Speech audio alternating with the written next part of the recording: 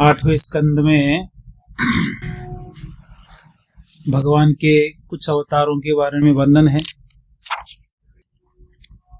आठवें स्कंद में हालांकि लीलाएं 3 ही है और 3 लीला के अंतर्गत बहुत सारे अवतार आ जाते हैं।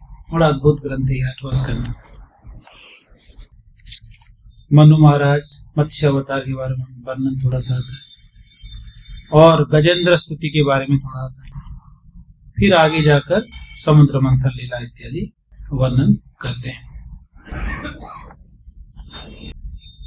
तो इन 8वां स्कंद में बहुत सुंदर वर्णन आता है कि किस प्रकार से, ध्यान से श्रवण करिएगा क्योंकि मैं पूरा 8वां स्कंद आपको बताने वाला हूं।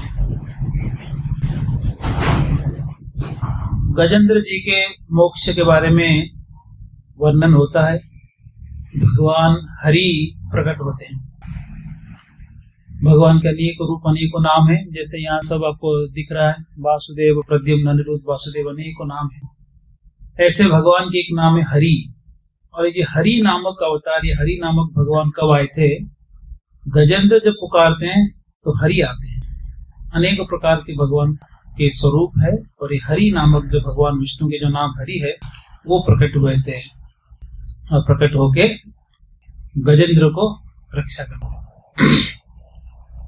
और गजेंद्र को हालांकि ये याद नहीं था वास्तव में भगवान कौन है। इतना याद था कोई तो है एक भगवान, तो हे भगवान रक्षा करो, जैसे ही बोलते हैं तो भगवान तुरंत आ जाते हैं। हालांकि विष्णु करके नहीं बोले कि भगवान कौन है, उनका कोई परिचय नहीं, केवल उनको इतना याद था, पिछले जन्म में भक्त थे कि कोई तो एक भगवान है जो संसार को चलाते। तो आगे भगवान हरि बचा लिए। उस प्रसंग के बाद राक्षस लोग, सारे असुर, जो बलि महाराज इत्यादि सारे असुर आक्रमण करते हैं कहाँ? देवलोक। तो उनका जैसे ही प्रभाव बढ़ने लगता है, सारे देवता परेशान होते हैं और उनको यहाँ वहां भटकना पड़ता है। और परेशान होकर भगवान के पास, ब्रह्मा जी के पास पहले जाते हैं महादेव जी को लेकर, और ब्रह्मा जी को कहते हैं कि हे ब्रह्मा जी, हमारा स्थिति थोड़ा खराब चल रहा है। जब जब ये असुरों का बल बढ़ जाता है तो ये लोग आक्रमण कहाँ कर देते हैं? हमारे स्वर्ग के ऊपर आक्रमण कर देते हैं। और ये दशा क्यों हुआ? ये भी अपराध के वजह से दशा हुआ। अपराध क्या हो गया था कि दुर्वासा मुनि एक पुष्पमाला पहनकर आए, इंद्र सामने दिख गए तो पुष्पमाला निकाल के इंद्र के गले में डाल दी। प्रसन्न होकर उधर से गुजर रहे थे तो इंद्र को देखे और डाल दिए। और इंद्र ने जो है अहंकार के वश में आके ज्यादा उसका महत्व नहीं समझा, वो पुष्पमाला निकाल कर वो गजेंद्र के, अपना ऐरावत के ऊपर डाल दिया। ऐरावत पशु है, उसको क्या समझ में आएगा, वो भी नीचे माला को डाल के पैरों से कुचल दिया। जब पैरों से कुचल दिया, दुर्वासा ये दृश्य देखते हैं तो दुर्वासा क्रोधित हो जाते, बोलते जिस ऐश्वर्य की वजह से तुम्हारा अहंकार है वो ऐश्वर्य खत्म हो जाएगा। तो सारे असुर लोग जो है आक्रमण करके इनका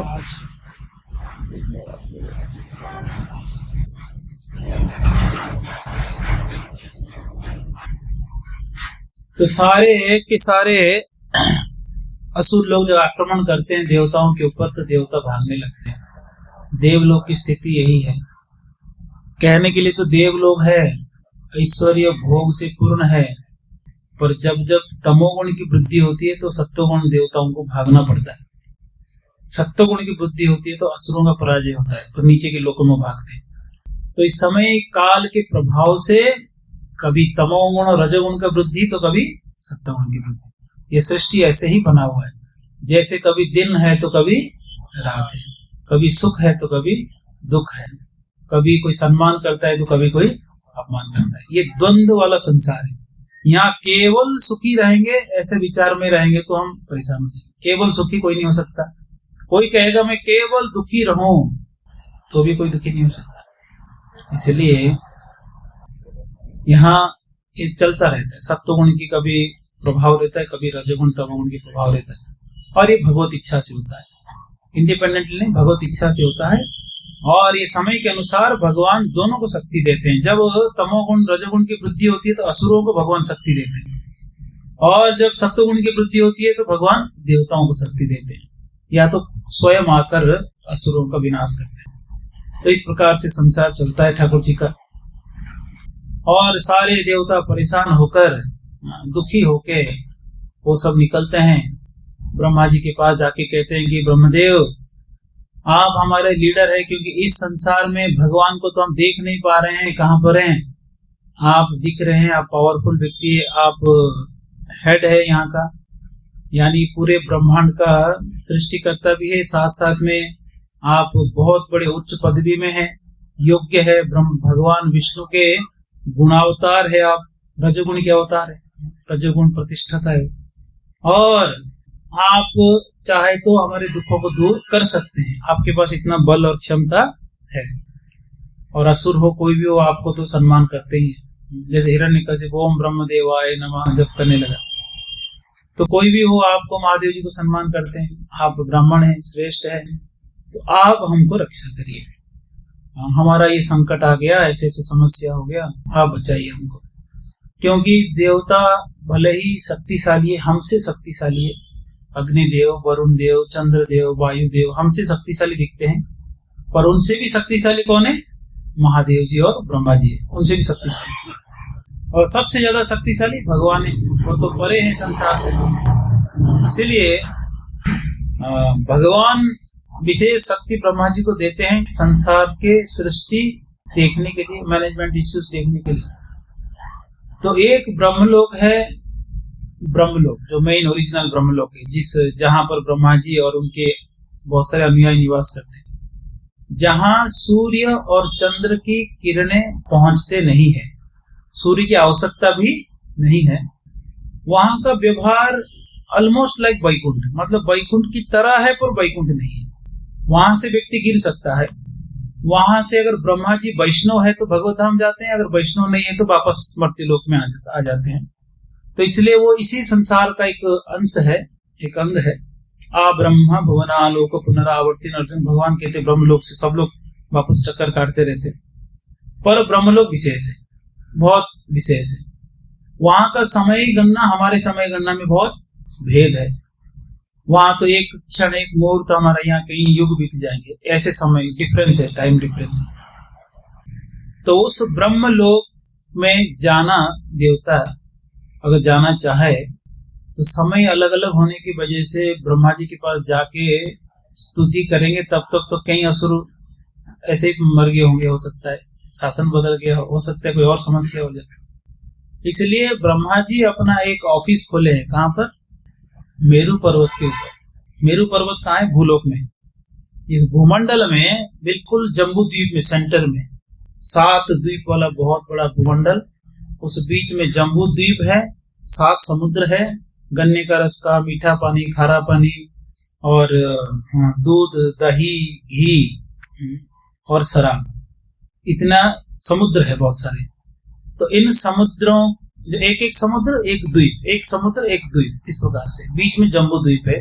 तो जम्बू द्वीप के बिल्कुल सेंटर में मेरू पर्वत है, बिल्कुल गोल्ड से बना हुआ, प्योर गोल्ड। मेरू मंदराचल पर्वत भी गोल्ड से बना हुआ है। तो ये जो मेरू पर्वत है, इस मेरू पर्वत के ऊपर रहते हैं ब्रह्मा जी का ऑफिस खोल के, एक ब्रह्मा यहाँ बैठते हैं, और इंद्र चंद्र का भी ये सब एक एक ऑफिस वहां पर है, और वो भी बहुत विशाल है। आप बोलेंगे मेरू पर्वत है तो कोई अपना गणेश जी जैसे पर्वत पे ऐसा कोई पर्वत होगा, छोटे मोटे ऑफिस खोल के बैठे होंगे एसी लगा के, ऐसे मत सोचिए। मेरू पर्वत इतना बड़ा है कि मेरू पर्वत के नीचे जो पृथ्वी है वो मानो एक पर्वत के नीचे एक फुटबॉल की समान है, इतना बड़ा है। अगर पृथ्वी अपना इस पर्वत के नीचे अगर फुटबॉल पड़ा है, अगर वो पृथ्वी का साइज है, तो मेरू पर्वत कितना बड़ा है आप विभाजन कर सकते हैं। बहुत बड़ा मेरू पर्वत है। हमारा दिन रात जो है ये मेरू पर्वत की वजह से होता है। ऐसा लोग बोलते हैं ना, पृथ्वी के पीछे चला गया सूर्य, पृथ्वी के पीछे कभी नहीं जाता है, वो वास्तव में मेरू पर्वत की परछाई पड़ता है, इसलिए हमारा दिन रात के अनुभव होता है। मेरू पर्वत बीच में है, हमारा पृथ्वी एक तरफ है, सूर्य यूं ऐसा नहीं घूमता है, ऐसा नहीं घूमता है, वो ऐसे घूमता है, सूर्य ऐसे ऊपर चक्कर काट रहा है। तो वो सूर्य जब मेरू पर्वत उस तरफ चले जाते हैं तो मेरू पर्वत इतना विशाल है, ये तो पृथ्वी तो एक छोटा सा बॉल की तरह है, उसका परछाई जब पृथ्वी पर पड़ती है तो क्या बन जाता है, वो रात हो जाता है। फिर मेरे पथ के ऊपर से ऐसे घूमता है सूर्य, ऊपर ऊपर चक्कर काटता है, नीचे जो पृथ्वी को दिन रात के अनुभव होता है। तो इस प्रकार से ब्रह्मलोक के ब्रह्मा जी को मिलने जाते हैं। जब भी ब्रह्मलोक में जाते हैं सुनते हैं तो यहीं मेरू पर्वत के ऊपर जाते हैं। ब्रह्मा जी से कहते हैं कि हे ब्रह्मदेव, अब समस्या बढ़ गया है, देवताओं को भागना पड़ रहा है, आप रक्षा करो। बोले हाँ रक्षा करेंगे, आप लोग अपराध करते हो तो आप लोग का हालत यही होता है। जब भी वैष्णव, कल मैंने चर्चा कर रहा था, प्रहलाद महाराज जी के प्रति अपराध करने की वजह से सारे ऐश्वर्य जो है हिरण्यकशिपु का नष्ट हो गया, बहुत कम समय में नष्ट हो गया। उस बच्चे को परेशान करना चालू किए, भक्त था, उसके सारे ऐश्वर्य छीन लिए भगवान, और ऐसे क्रोध में आए और उसके 10,000 साल की तपस्या को भी भगवान ध्यान नहीं दिया। वैष्णव अपराध किया, फाड़ दिया उन्होंने। तो इसी प्रकार से जब ऋषि मुनि संत साधु तपस्वियों को अपमान करते हैं, अपराध करते हैं, तब सारा ऐश्वर्य अपने आप खत्म होता है। देवताओं का वही हाल है। तो सारे देवता प्रार्थना करते हैं, क्षमा करिए, हमको कुछ रास्ता दिखाइए। तो कहते हैं ब्रह्मा जी देखो, मेरे बस की बात में सब मेरे कंट्रोल में होता तो मैं ही कर लेता, पर मैं हर चीज अपने से नहीं कर पाता। तो मेरे से बढ़कर एक व्यक्ति बैठा है जो मेरी बात, मेरा रिक्वेस्ट करते, निवेदन करते तो सुनते हैं। वो कौन है? भगवान विष्णु है। सब लोग वहीं चलते हैं। तो सब लोग साथ में वहां चलते हैं भगवान विष्णु के पास। भगवान विष्णु दर्शन तो नहीं देते हैं ऐसे, तो वहां क्षीर सागर के तट में बैठकर वो प्रार्थना करने लगते हैं, स्तुति करते हैं, ब्रह्मा जी स्मरण करते हैं, क्योंकि वो लीडर है, वो मुखिया है, तो वही चिंतन करते हैं। तो वहां पर भगवान दिव्य स्वरूप में प्रकट होते हैं, शंख चक्र गदा पद्म लेके, पीताम्बर वस्त्र धारण करके, बहुत सुंदर स्वरूप, घनश्याम स्वरूप लेकर, उनके मुखमंडल जो है हमेशा प्रसन्न रहता है, प्रसन्न वदनम, हमेशा प्रसन्न रहता है। और बिल्कुल प्रसन्न चित्त होकर जो व्यक्ति प्रसन्न दिखता है ना, तो आधा चिंता उनको देख के हमारा दूर हो जाता है। संसार के लोग तो हमेशा मुंह लटका के घूमते हैं, मानो जैसे कि कुछ बड़ा घटना हादसा हो गया। तो भगवान प्रसन्न रहते हैं, सुंदर तो है ही, और हमेशा मुस्कुराते रहते हैं, प्रसन्न। और कहते हैं कि जिन जिन लोगों को संसार में दुख है, चिंता है, भगवान के प्रसन्न चित्त का दर्शन करिए रोज, सारा टेंशन दूर हो जाएगा। कोई देखते रहना, जितने सुंदर है भगवान। तो प्रसन्न बदन लेकर आते हैं, बहुत सुंदर मुकुट पहने हैं, अलग अलग अलंकार पहने हैं, कौस्तुभ मणि है, श्रीवत्स चिन्ह है, और कमर में भी एक बेल्ट पहने हैं सोने का, गोल्ड ब्रेसलेट वगैरह सब पहने हैं, सब कुछ बिल्कुल अलंकृत होकर अपने अस्त्र शस्त्र लेकर प्रकट होते हैं। इतना सुंदर स्वरूप और इतना तेज की तो ब्रह्मा और शिव ही पहले देख पाते हैं। देवता लोग तो ऐसे अनुभव किए मानो कि चारों ओर इतना उजाला हो गया कि पास में जो खड़ा हुआ देवता भी नहीं दिखता था, इतना तेज हो गया। दिन में तो कम से कम ऑब्जेक्ट दिखते हैं हमको, करोड़ों सूर्य एक साथ आ गए, इतना चमक चमक चमक अगर आ जाएगा तो हमको पास के ऑब्जेक्ट भी नहीं दिखेंगे, ऐसे हाल हो गया देवताओं का। फिर भगवान दर्शन देते हैं। भगवान उनको कहते हैं कि देखो, जब भी तमोगुण रजोगुण की वृद्धि होती है तो ऐसे लोगों से आप पंगा लोगे तो हार जाओगे। आप लोग लड़ने जाओगे तो मरोगे, क्योंकि अभी किसका शक्ति वृद्धि हुआ है? असुरों की शक्ति वृद्धि हुई। तो इसलिए अभी लड़ने का कोई प्रश्न नहीं उठता। इसलिए इससे बहुत बड़ी शिक्षा मिलता है भगवान की इसमें, कि हर बार लड़ना जरूरी नहीं होता है। कई बार अगर हमारे झुकने से अगर समस्या टल जाती है तो झुक जाना सही है। हमारे एक महाराज जी कहा करते थे, बड़े बड़े तूफान आते हैं, जो पेड़ सीना ठान के खड़े वही उखड़ते हैं पहले, और नीचे घास कभी उखड़ता नहीं है, क्योंकि वो बहुत नीचे है, अपने आप को छोटा बना के रखा है। तो वैसे ही जो झुक गया तो तूफान ऊपर से चला जाएगा। तो हर बार हर समस्या के लिए लड़ना झगड़ना ये कोई जरूरी नहीं है। कोई मैटर में झगड़िए, जहां लड़ने से जीत होगा, आपको पता है वही लड़ना चाहिए, नहीं तो अधिकतर चीजें लेट गो करना चाहिए। ठीक है, जाने दो, मैं ही सही हूं, ये अगर पकड़ के चलेंगे तो फिर कहीं ना कहीं हमको समस्याएं सामना करना पड़ता है। तो इसी प्रकार से देवताओं को भगवान कहते हैं कि देखो, आप अभी लड़ने के मन में कोई विचार मत करो, आप लोग लड़ नहीं सकते। क्यों? क्योंकि इन असुरों के ऊपर ब्राह्मणों की कृपा है, आप लोग पे ब्राह्मणों की कोप है, प्रकोप है, यानी दुर्वासा मुनि के प्रकोप आपके ऊपर है, और दूसरे ओर देखो तो ब्राह्मण में कौन है? शुक्राचार्य की कृपा किसके ऊपर है? असुरों में। वो तो अपने गुरु की सेवा की कृपा ले लिए, पर आप लोग अपराध कर लिए, इसलिए भुगतो, अब लड़ने मत जाओ। तो क्या करना है भगवान? समाधान दीजिए। बोलते हाँ, समाधान यही है कि आप सबको अमर बनाने के लिए, अमर का अर्थ ये नहीं कि शाश्वत जीवन जीना, शाश्वत तो कोई नहीं है, ब्रह्मा जी भी शाश्वत नहीं है। अमर का अर्थ है कि लंबी आयु हो, बहुत ज्यादा, जैसे कि 10,000 साल तो है ही। ऐसे जो अकस्मात मृत्यु होता है, अकाल मृत्यु इत्यादि से नहीं होता है। मृत व्यक्ति को भी जीवित करने की क्षमता अमृत में है, ऐसे भगवान कहते हैं। और ऐसे अमृत पियोगे तो स्वस्थ रहोगे, बहुत शक्तिशाली बनोगे, और लंबी आयु भी होगा, और अकाल मृत्यु नहीं होगा, ऐसे समझाते हैं भगवान। इसलिए कहते हैं कि आप लोग अमृत पियो। बोलते भगवान अमृत कहाँ मिलेगा?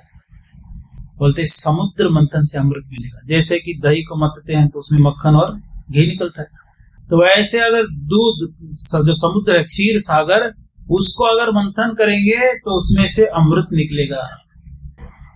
बोलते बढ़िया, तो कैसे करें? तो आप लोग देवताओं की बस की बात नहीं है, आप अकेले नहीं कर सकते। आप असुरों को भी साथ में लो, मंदराचल पर्वत को बीच में, समुद्र के बीच में रखो, बहुत सारे जड़ी बूटियां जितने हैं सब डालो, औषध, और उसमें जितने प्रकार के वेजिटेबल्स हैं वो सारे सब कुछ डालो उसमें समुद्र में। और उसके बाद मंदराचल पर्वत बीच में रख के वासुकी नाग को रस्सी बना के क्या करो? समुद्र मंथन लीला करो। समुद्र मंथन करने कह दिए तो देवता लोग बड़े खुश हो गए। वो बोले कि भगवान अगर वो अमृत वो भी पी गए तो कौन? असुर लोग पी गए तो तब तो बाद में जो हाल होगा हम लोग का, अभी हाल ही कर रहे हैं तो बाद में तो परेशान कर देंगे। अले वो मेरे ऊपर छोड़ दो, कोई भी असुर को एक बूंद भी अमृत नहीं मिलेगा। ठीक है, तो क्या करना है? तो बड़े प्रेम से जाके संधि करना, वहां जाके गड़बड़ मत कर देना। अगर वहां जाके इगो इश्यू हो गया, झगड़ गए, तो फिर सब सुहा हो जाएगा। बड़े प्रेम से झुकना सीखो। जब काम पड़ता है तो झुकना सीखना पड़ेगा, नहीं तो काम कैसे बनेगा? तो ठीक है, तो भगवान को प्रार्थना करते, भगवान आप प्रकट हो जाते हैं। तो देवता लोग मिलके, मुख्य देवता सब इंद्र इत्यादि मिलके जाते हैं बलि महाराज जी के पास। और बलि महाराज जी बड़े विद्वान भक्त हैं। उनके वंश में सब पराक्रमी और महान लोग रहे हैं। हिरण्यकशिपु हो, कश्यप मुनि तो खैर है ही, वो तो भगवान के परम भक्त है। हिरण्यकशिपु हो, प्रहलाद महाराज हो, विरोचन हो या बलि, ये पूरा के पूरे वंशावली जो है अच्छे मतलब शक्तिशाली लोग रहे हैं। मतलब हिरण्यकशिपु असुर था, था बहुत पावरफुल, प्रभावशाली लोग हैं और विद्वान लोग हैं, बड़े बड़े बुद्धिमान ये सब। तो बलि महाराज विद्वान है, विचारवान है, बुद्धिमान है, और साथ साथ में भगवान के उच्च कोटि के भक्त भी है, महाजन है। बाकी सब जितने असुरगण थे, उनके मंत्री इत्यादि, उनका इतना समझ नहीं था। बहुत प्रेम करते थे बलि महाराज से, बहुत डेडिकेटेड थे, बिल्कुल लॉयल थे, बलि महाराज के लिए प्राण देने तैयार थे। तो देवता आने से सारे के सारे असुर लोग जो है अस्त्र हथियार लेकर दौड़ के आए मारने के लिए। तो बलि महाराज देखते हैं कि नहीं, इनके हाव भाव से आज लग नहीं रहा है कि लड़ने के लिए आए हैं, तो रोक दे, रुको रुको रुको, ये लड़ने नहीं आए हैं, बात करने आए। पहली बार ऐसे हिस्ट्री में हुआ है कि देवता बात करने कहाँ जा रहे हैं? असुरों के पास जा रहे हैं, और जाके बात करते हैं। बलि महाराज पूछते हैं क्या है प्रयोजन है आप लोग का आने का? भगवान भी बहुत बुद्धिमान है, भगवान है ही खैर। भगवान जानते हैं किस भक्त को कहाँ कैसे नम्र बनाना है। जिस क्षेत्र में उसका अहंकार होता है उसी क्षेत्र में उसको नीचे लाते हैं पहले। इंद्र जब जब अहंकार करता है कि मैं राजा हूं, हालांकि उसका आयु, इंद्र का आयु बहुत कम है। ब्रह्मा जी के एक दिन में कम से कम 14 इंद्र बदल जाते हैं। फिर भी इतना अहंकार हो जाता है कि मैं प्रभावशाली हूँ, शक्तिशाली हूँ, बहुत ऐश्वर्यपूर्ण हूँ, मैं जो बोलता हूँ सारे देवता मानते हैं। तो भगवान जानबूझ के बीच बीच में किसी न किसी के सामने झुकाते हैं, ये सिखाने के लिए कि तुम सब कुछ नहीं हो, तुम एक छोटे से राजा हो, स्वर्ग में तुमको बिठाया गया है। एक बार तो इंद्र को श्राप मिला, सुअर बन गए, सुअर बन गए, और सारे बच्चे भी 10-12 बच्चे हो गए वहां, और भूल गए कि मैं इंद्र हूं। तो ब्रह्मा जी आके बोलते अरे पोस्ट खाली पड़ा है क्या, या सुअर बन के गटर में घूम रहे हो, चलो वापस। तो ये सुअर जो है उसको ऐसे ऐसे आवाज करके मारने जा रहा है ब्रह्मा जी को। ब्रह्मा जी बोले अरे भाई बोले आओ तुम राजा के सिंहासन छोड़ के कहाँ आओ। तो उनको मारने के लिए जंप मार रहा था ऐसे सूर्य। तो ब्रह्मा जी सोचे ऐसे नहीं मानेगा, उसके बच्चों को मार दिया पहले। जैसे एक एक बच्चे को मारे बहुत क्रोधित हो गया, सारे बच्चों को पहले मारे फिर उसको मार दिए, फिर वो आत्मा मुक्त होकर इंद्र बन गया वापस। ऐसे होता है। एक बार हुआ कि दधीचि ऋषि से झगड़ा हो गया इंद्र का। आप लोग स्टोरी जानते हैं, असिरी कुमार वाला स्टोरी। तो अभी इंद्र दधीचि ऋषि को सम्मान नहीं दिए थे, तो भगवान ये बात याद रखे थे कि समय आने पर इन्हीं दधीचि ऋषि के सामने इंद्र को झुकाऊंगा मैं। और ऐसे समय आया, वृत्तासुर बहुत विशाल असुर प्रकट हो गए, और प्रकट होकर जब हाहाकार मचाने लगे, भी वैष्णव थे, जब हाहाकार मचाते हैं तब भगवान उनको क्या उपाय देते हैं।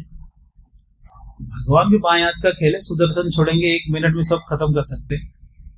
और भगवान को जब लगता है इमरजेंसी है तो आ भी जाते हैं। हिरण्यकशिपु का मैटर इमरजेंसी था, इसलिए खंबे से प्रकट हो गए, और हिरण्याक्ष को मारना इमरजेंसी था, इसलिए ब्रह्मा जी के नाक से प्रकट हो गए। पूछने भी नहीं आए कि मैं आऊं क्या, ना ये लोग प्रार्थना करने की आप आइए ना कुछ, सीधा प्रकट हो जाते हैं। तो यहाँ देवताओं को थोड़ा उपाय देते हैं, क्योंकि इतना ज्यादा इमरजेंसी नहीं है। तो कह रहे हैं कि देखो वृत्रासुर को मारना हो ना तो एक अस्त्र है, वज्र बनाओ।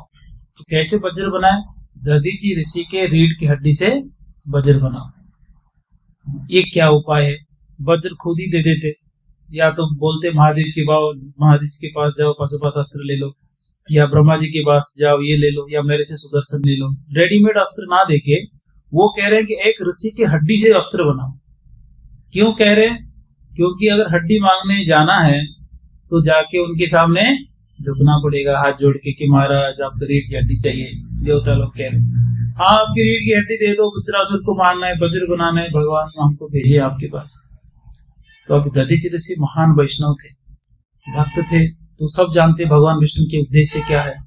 तो इसलिए उन्होंने पहले तो मजाक में ये कहा, कौन ऐसा व्यक्ति, आसक्त व्यक्ति अपने शरीर को छोड़ना चाहेगा, और मुझे ऐसे कैसे मांग रहे हो, मैं ऐसे शरीर छोड़ दूं क्या।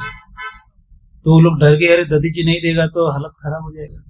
नहीं नहीं नहीं नहीं, आप ऐसा मत बोलिए, आप महान आत्मा है, दूसरे के लिए आप जीते हैं, कृपा करिए, कृपा करके हमको आप दे दीजिए।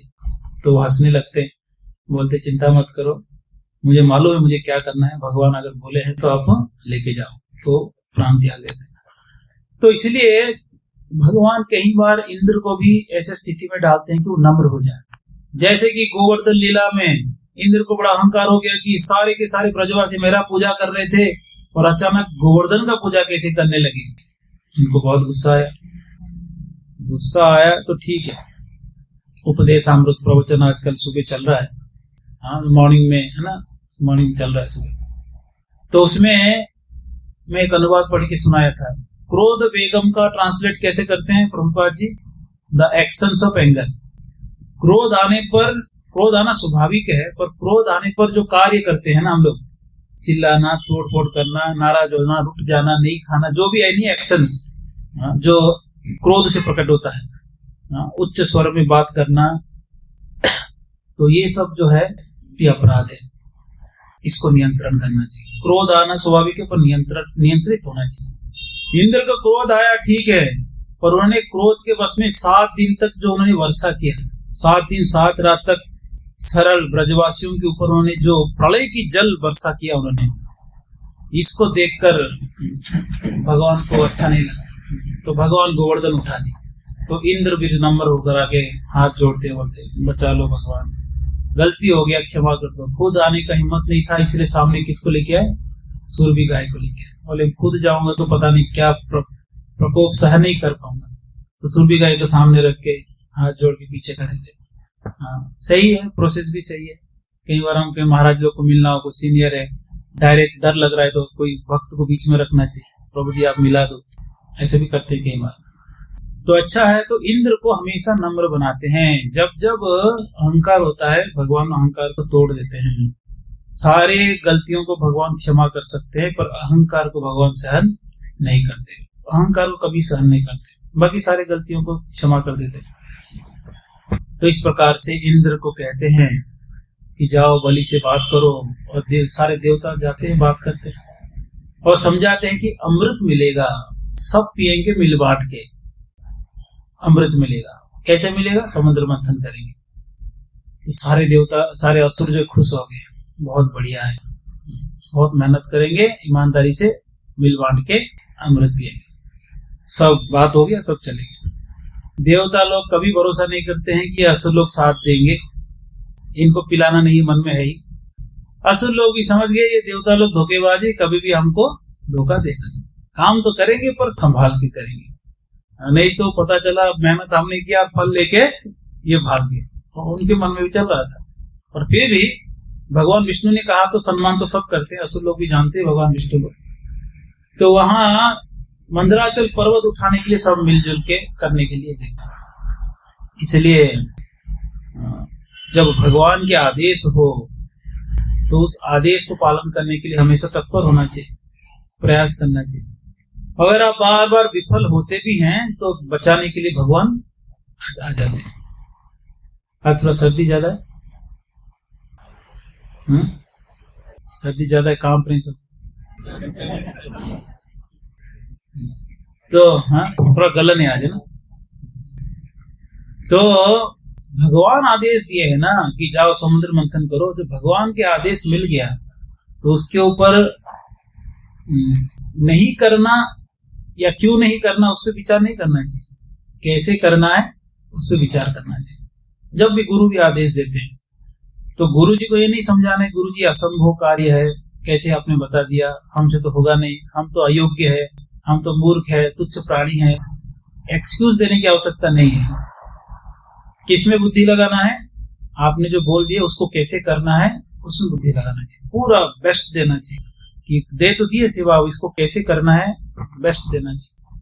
तो हम देखिए विचार करेंगे तो सारे रास्ते खुल जाते हैं। पर हम लोग अहंकार के वश में, ईर्षा के वश में, हाँ हम नहीं करेंगे, ये तो असंभव कार्य है, हमारे पास टाइम नहीं है, हम व्यस्त आत्माएं हैं, ऐसे सोच के सेवाओं को टालते हैं।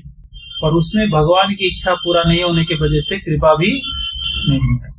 कृपा कैसे? कृपा का अर्थ क्या है? कृपा मतलब कोई ऐसा नहीं भगवान ऐसा हाथ करेंगे कोई शक्ति आएगा। कृपा यानी सेवा। हरे कृष्ण जब करते हैं, हे राधे हे कृष्ण आप हमें सेवा में लगाइए। भगवत सेवा मिलना यही कृपा है। हमारे गौरंग गुरु क्लास में कहते हैं ना, बोलते हरे कृष्ण जप करो। तो कैसे पता चलेगा कि जप का फल मिल रहा है कि नहीं? जप करके भगवान खुश है कि नहीं कैसे पता चलेगा? सेवा मिलेगा। बोलते हैं कि और जप करेंगे तो खुश है कि नहीं कैसे पता चलेगा? बोले और सेवा मिलेगी। जितना ज्यादा जो ध्यान से जप करेगा उतने ज्यादा सेवा मिलेगा। सेवा नहीं मिला तो फिर दुर्भाग्य है। तो यहाँ भगवान ने आदेश दिए हैं तो भगवान अगर कुछ सोच रहे हैं, विचार कर रहे हैं, भगवान कुछ योजना किए हैं, उनकी योजना में त्रुटि नहीं हो सकता। इसलिए देवता और दानवों को क्या करना चाहिए? उसी योजना पे कूद जाना चाहिए। और उन्होंने ये कूद भी गए, चलो सेवा कर, और जाकर मंदराचल उठाते हैं। सब देवता और दानव मिलके मंदराचल उठा तो देखते हैं मंदराचल बहुत भारी है। प्रभुपाद जी तात्पर्य में लिखते हैं ये पत्थर हमारे यहाँ के पत्थर नहीं, वो गोल्डन स्टोन्स यानी गोल्ड के, पूरा सोने का पहाड़ था। तो उसको उठाते, सोना भारी होता है पत्थर से, और वो उठाने की बहुत प्रयास किए, उठा भी दिए।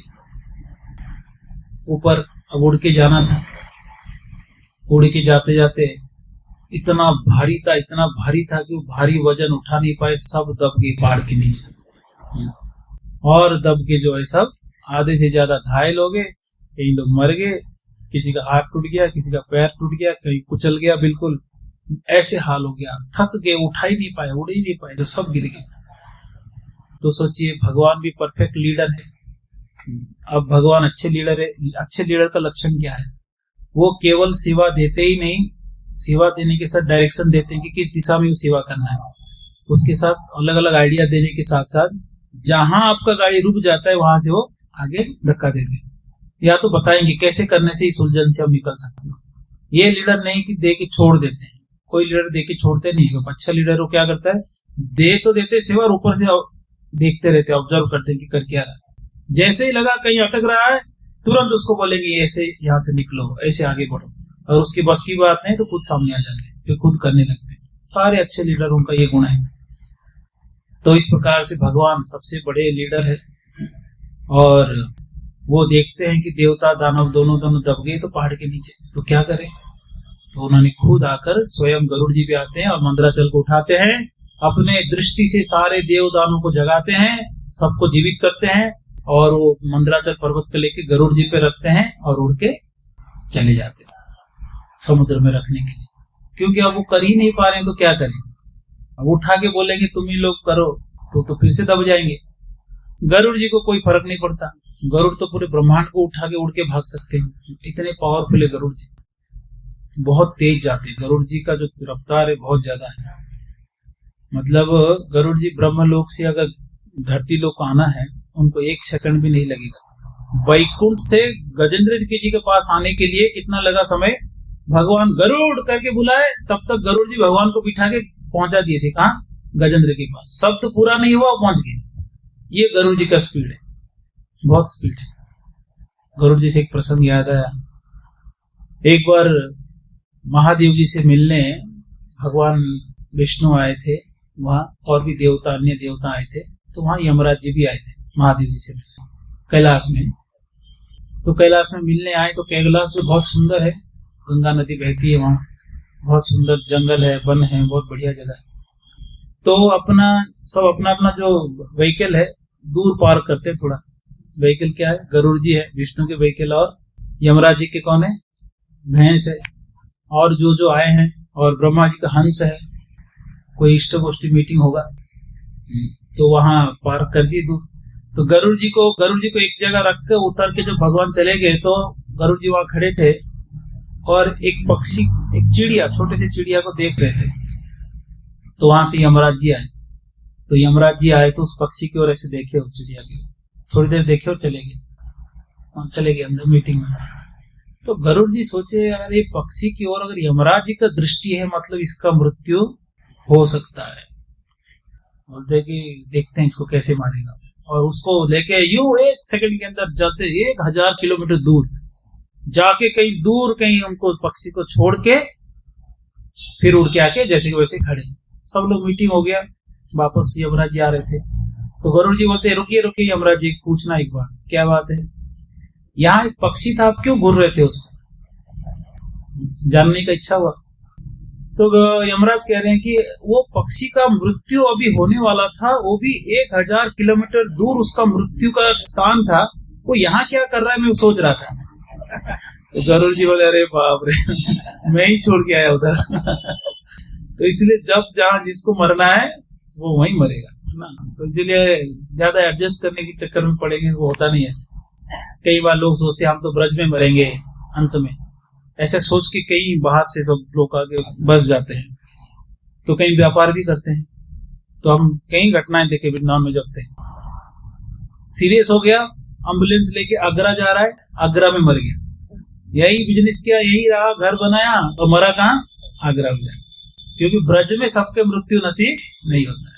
तो ऐसा है जो भगवत इच्छा से होता है। जहां जिस क्षण आपको प्राण जहां से जाना है वहीं जाएगा। तो इस प्रकार से गरुड़ जी का रफ्तार है। गरुड़ जी मंदराचल को भगवान उठा के गरुड़ जी पे रख दिए तो गरुड़ जी को क्या फर्क पड़ता है, उड़ के चले गए। और समुद्र मंथन प्रारंभ हो रहा है। सारे देवता दानव मिलके अलग अलग वेजिटेबल्स औषध सब डाल दिए। समुद्र मंथन अभी करेंगे। मानो कोई जैसे आयुर्वेद में बहुत सारे मेडिसिन मिला के कूटते हैं, पीसते हैं, वो लोग उबालते हैं, बोलते हैं ना आयुर्वेद मेडिसिन जो खाते होंगे, उबालो, आधा करो, ये करो, वो करो। तो वैसे ही कुछ भगवान ने एक प्रोसेस बताया, चर्निंग करो, उसमें से अमृत निकलेगा। और भगवान आइए आप लोग अंदर बैठ के सुन सकते हैं, मैं सबके लिए कार्यक्रम। तो कई बार ऐसे लगता है कि अरे ये क्या काम दे दिए भगवान, समुद्र मंथन करो। तो भगवान उनको पहले ही कह दिए देखो इसके बीच बीच में अलग अलग चीजें निकलेंगी, उन चीजों में आपको फंसना नहीं। अगर फंस गए तो फिर आपको जो टारगेट है वो नहीं मिलेगा। इसलिए चुप रहो, जिसको जो मिलना है वो मिलेगा, अपने आप दिया जाएगा। इसलिए कोई ज्यादा हड़बड़ी करके बिगाड़ो मत पूरे कार्य को। तो सब समझा दिए देवताओं को, और ठीक है। उस समय के अवतार थे अजित। देखिए अवतारों को ध्यान रखिएगा।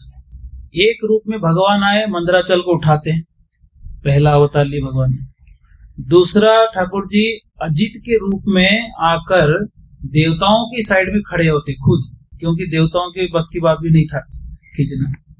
और तीसरे रूप में भगवान शक्ति के रूप में देव और दानवों के शरीर के अंदर प्रवेश करते, क्योंकि देव दानव की बस की बात भी नहीं था, तो वो जो शक्ति था ना, वो शक्ति भगवान बन गई। कितने हो गए?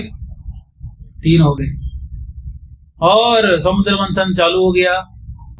समुद्र मंथन कर रहे हैं, सर की ओर देवता लोग पकड़े थे, जो वासुकी नाग है, नाग के सर को देवता पकड़े थे, और पूंछ की ओर कौन थे? दानव थे। तो दानव थोड़ा ईगो इश्यू हो जाता है बीच बीच में, तो उनको लगा अरे ये क्या है, ये तो अन्याय कर दिए लोग, देवता बड़े चालाक है, सर ये पकड़ेंगे और पूंछ हम पकड़ेंगे। ऐसे किसके मन में चल रहा है? दानव के मन में चल रहा है। तो फिर ये देखकर भगवान अजित कहते हैं भाई उन लोग को दे दो सर, हम पूंछ पकड़ लेंगे, कोई दिक्कत नहीं। दानवों को ले आए सर की ओर, और पूंछ की ओर कौन है? देवता चले गए। पर इन दानवों को ये पता नहीं था कि समुद्र मंथन में वासुकी का हालत खराब होगा। जब वासुकी के मुख से अग्नि प्रकट होगा तो पहले किसका नुकसान होगा? खींचते खींचते ऐसे अग्नि प्रकट हुआ और ऐसे धुआं निकला उसके मुख से कि सारे दानव जो है काले तो थे और ज्यादा काले हो गए। बोले अरे गलत पकड़ लिया हमने अब चेंज करेंगे तो नाम खराब होगा। तो उसके बाद समुद्र मंथन करने का प्रारंभ किए तो देखे मंदराचल धीरे धीरे डूब रहा है नीचे, तो ज्यादा होल्ड नहीं कर सकते अभी। अब क्या करें? अब भी ये भी हमारे कंट्रोल के बाहर है। तो भगवान फिर कश्यप अवतार के रूप में आते हैं। कश्यप अवतार उनके जो भगवान के साइज था, कश्यप अवतार के रूप में आते हैं। 12,000 किलोमीटर, लगभग 12,000 उससे ज्यादा था। पूरे अर्थ का क्या डायमीटर है? 12,000 है ना? हाँ वही, पूरा अर्थ का जितना डायमीटर है ना, उतना ही कश्यप अवतार के साइज था। 12,000 किलोमीटर। इतने बड़े कश्यप अवतार प्रकट होते हैं, और प्रकट होके नीचे से क्षीर सागर के अंदर से मंदराचल को सपोर्ट करते हैं। और वो समुद्र मंथन चल रहा है, और भगवान के पीठ में इतना बड़ा पहाड़ रगड़ रहा है, गुड़ रगड़ रगड़। कछुए के जो पीठ है बहुत स्ट्रांग होता है, और पीठ में रगड़ रहे हैं। और ये रगड़ते वक्त भगवान को ऐसा लगा कि कोई मसाज कर रहा है पीठ में, और भगवान को बहुत अच्छा नींद आ रहा था, बहुत अच्छा नींद आ रहा था भगवान को। तो जो भी अगर कहता है मैं भगवान हूं, तो उसके पीठ में क्या रगड़ना चाहिए? पत्थर रगड़ना चाहिए। बड़ा सा पत्थर रखो और रगड़ो। आजकल बहुत सारे भगवान निकले ना सब। कई लोग ऐसे नालायक हुए कि अपने पैरों में तुलसी अर्पण करने के लिए बोलते हैं लोगों को, कहते हैं तुलसी डालो और पूजा करो। ऐसे ऐसे लोग बहुत पाप करते लोग। तुलसी महारानी को कितना प्रेम करना चाहिए, कितना आदर करना चाहिए। तो इस प्रकार से भगवान कश्यप अवतार के रूप में नीचे से सपोर्ट करते हैं और पूरे उसको धारण करते हैं, पूरा मंदराचल को। और उसके बाद देखते हैं कि पर्वत बैलेंस नहीं है, नीचे से सपोर्ट तो हो गया पर ऊपर से बैलेंस नहीं है। तो वहां भगवान सहस्र भुजाओं से, कितने अवतार हो गए कश्यप को मिला के? 5 हो गए। सहस्र भुजाओं से मंदराचल पर्वत के ऊपर प्रकट होके मंदराचल को एक हाथ से पकड़ लेते ताकि वो ज्यादा हिले ना, वहीं बैठ जाते हैं भगवान ऊपर। ऐसे अद्भुत स्वरूप में प्रकट होते हैं। और वहां मंदराचल पर्वत पकड़ने के बाद समुद्र मंथन चला। समुद्र मंथन के प्रारंभ में ही क्या प्रकट हुआ? क्या निकला? अमृत की जहर, कालकूट नामक भयंकर विष प्रकट हुआ। और इस भयंकर विष को देख के चारों ओर ऐसे हाहाकार मच गया, क्योंकि पूरे ब्रह्मांड को नष्ट करने की शक्ति था इसके अंदर। बहुत भयंकर विष प्रकट हो गया और पूरे समुद्र में फैलने लगा। अब क्या करें? और चारों ओर उसका जो प्रभाव था इतना भयंकर था कि देव दानव दोनों का हालत खराब हो गई। अब क्या करें? तो भगवान कहते हैं कि कहाँ जाओ? महादेव जी के पास जाओ। वो स्तुति तो खैर हम पढ़ेंगे नहीं, एक फोटो दिखाता हूँ, ये देखिए, दिख रहा है फोटो में, समुद्र मंथन का फोटो। महादेव जी को निवेदन करो, ये ऊपर देखिए सहस्त्र भुजाओं में भगवान बैठे हैं, दूर से नहीं दिख रहा होगा आप लोग को। तो वहां भगवान जो है महादेव जी के पास भेजते हैं, कहते हैं कि वैष्णव जो है बहुत दयालु होते हैं, भगवान से भी दयालु कौन है? वैष्णव होते हैं, भक्त होते हैं। इसलिए ये विष पान करना ये एक ही व्यक्ति कर सकते हैं, महादेव जी। पूरे ब्रह्मांड को नष्ट होने वो नहीं देंगे, और विष उनको कोई प्रभाव भी नहीं होगा, क्योंकि वो महान व्यक्ति है। और वैष्णव का कार्य भक्तों के जीवन में क्या होता है, हम लोग के जीवन में हम भी देखते हैं अभी भी। वैष्णव महादेव जी के रूप में, महादेव जी की जैसा हमारे जीवन में आते हैं, और हमारे जीवन में जो समुद्र मंथन चल रहा है, उथल पुथल, वो सारे विष को क्या करते हो, पी जाते हैं। क्योंकि शुरू में जो भक्त बनते हैं बहुत उत्पात मचाते हैं, वो उसको पता नहीं होता है कि क्या उद्धव मचा रहे हैं। हाँ, कई बार आदेशों का पालन नहीं करना, और जो भक्ति दिया गया उसको गंभीरता से ना लेना, सेवाओं को ठीक से ना करना, गलतियां करना, ईर्ष्या करना, अपमान करना, कई चीजें, गलतियों का तो ढेर बन जाता है शुरू में। अहंकार के वश में आके भक्तों से दूर रहना, और आप उसकी भलाई करते जाओ, वो आपको बिच्छू की तरह डंक मारता रहेगा। बिगिनिंग में हर एक का कंडीशन ही होता है, वो कदर नहीं करता है कि क्या दिया जा रहा है हमको। और ये जो विष है, बिगिनिंग में जो समुद्र मंथन में विष निकल रहा है, इस विष को कोई भौतिकवादी संभाल नहीं सकता। भौतिकवादी जीवन में देखो, संबंधों में दरार तुरंत आ जाता है। थोड़ा आपने अपमान किया, दूर हो जाएगा। थोड़ा सा आपने उसको कष्ट किया, अपमान किया, नेग्लेक्ट किया, वो बाजू साइड हो जाएगा। पर भक्त एक भक्तों का ऐसे स्वभाव है, कितना भी अपमानित होने पर, कितना भी आप भलाई के लिए किसके लिए मेहनत कर रहे हो, पर वो नेग्लेक्ट करता है, ध्यान नहीं देता है। ऐसे स्थिति भी आता है, बात नहीं मानता है, कभी आता है कभी नहीं आता है। हाँ, कई बार अपमान भी करता है, ईर्ष्या भी करने लगता है कई बार। इस स्थिति में भी वो सारे विष जो उसके जीवन में चल रहा है, वो विष को कौन पी लेता है? भक्त पी लेता है, वो पी सकता है। और वो कृपा करके सहन करता है इस विष को पी के, तब जाके वो भक्त धीरे धीरे होश में आता है। फिर जब अमृत की ओर, कृष्ण प्रेम की ओर जाता है, तब उसको समझ में आता है कि कैसे भक्त लोग मुझे सहन करते हुए यहाँ तक लेके आए। हर एक भक्तों के जीवन में होता है। बिगिनिंग में हमारे, बिगिनिंग के कई सालों तक, 10 साल हो, 20 साल हो, बिगिनिंग में हमको हमेशा बचाया जाता है। हम बच नहीं पाएंगे, हमको बचाया जाता है बार बार। हम तो अज्ञान में रहते हैं, हमको पूरा पिक्चर हमको पता नहीं होता एग्जैक्टली चल क्या रहा है, पर हम बार बार गिरते हैं, बार बार उठाया जाता है, बार बार बचाया जाता है, बार बार हमको गाइड किया जाता है, बार बार समझाया जाता है। कितना समय दिया जाता है समझाने के लिए, घंटों टाइम दिया जाता है समझाने के लिए, सही है, ये गलत है, ऐसे करना चाहिए, ऐसे नहीं करना चाहिए। ये सब सहन करने के बाद तब जाके हम थोड़ा मन लगता है माला करने में। और जब वो मन लगता है कई साल के बाद, उस समय में अगर बुद्धिमान भक्त है तो उस व्यक्ति को बहुत कृतज्ञ होता है जो वहां तक उसको पहुंचाया है। बाकी कृतज्ञ व्यक्ति होगा तो भूल जाएगा, क्या है वो तो हमने प्रॉपर की किताब पढ़ी इसलिए पंडित बन गए। आप कैसे भक्त बने को पूछेगा तो क्या बोलेंगे? मैं प्रभुपाद जी की किताब पढ़ा, रोज माला करता था, भक्त बन गया, मैं इस्कॉन में आ गया। और बीच में जो मेहनत किया है जिसने, उसको भूल जाता है। तो इसलिए कभी नहीं भूलना चाहिए। मैं भी कई बार लिख कर रखता हूँ, एक भी व्यक्ति एक भी अगर सिखाया हो तो भी इसको ध्यान रखता हूँ कि हाँ, ये भक्त से मैं ये सीखा। मुझे सब याद है आज तक कौन से भक्त से क्या सीखा, बिगिनिंग से लेकर शुरुआत से। सारे भक्तों से शिक्षा लिए। बिगिनिंग शुरू में आया था जब, तब हम लोग ऐसे ही गार्डन था मंदिर में, बॉम्बे मंदिर में, तो बाउंड्री के अंदर ही था। तो हम ऐसे ही कहीं थूक दिए थे एक बार। तो एक प्रभु जी आके बोलते हैं कि ऐसे नहीं थूकना चाहिए, कहीं जाकर दूर ऐसे थूकना चाहिए या वॉश बेसिन में जाना चाहिए। वो अभी भी याद है, हर चीज बोलते थे हमारा। अभी तो महाराज जी, बनवाड़ी महाराज जी, वो बताते थे हम लोग हर चीज, जो भक्त जो सिखाया उसके प्रति कृतज्ञ होना चाहिए। तो इसलिए कभी भी कृतज्ञ नहीं होना चाहिए, क्योंकि ये जो वैष्णव है, ये इनका महत्व, इनका जो शक्ति है, ये बताने के लिए ही भगवान वैष्णवों पे कई काम छोड़ देते। जैसे कि महाभारत युद्ध कृष्ण कर सकते थे, द्वारकाधीश से, वो भी एक राजा है, धर्म युद्ध में भाग ले सकते थे वो, पर उन्होंने बोला नहीं, अर्जुन और पांडवों के गुणगान बढ़ाना है, उनका ग्लोरिस बढ़ाना है। इसी प्रकार से महादेव जी को पूरे ब्रह्मांड समझे, पहचाने, वो कौन है, वो व्यक्ति कितने महान है। दक्ष प्रजापति तो अपमान कर दिया, क्या कहकर, ये भस्म लगाता है, स्मशान में रहता है, गंदा रहता है, ये सब अपमान कर दिया।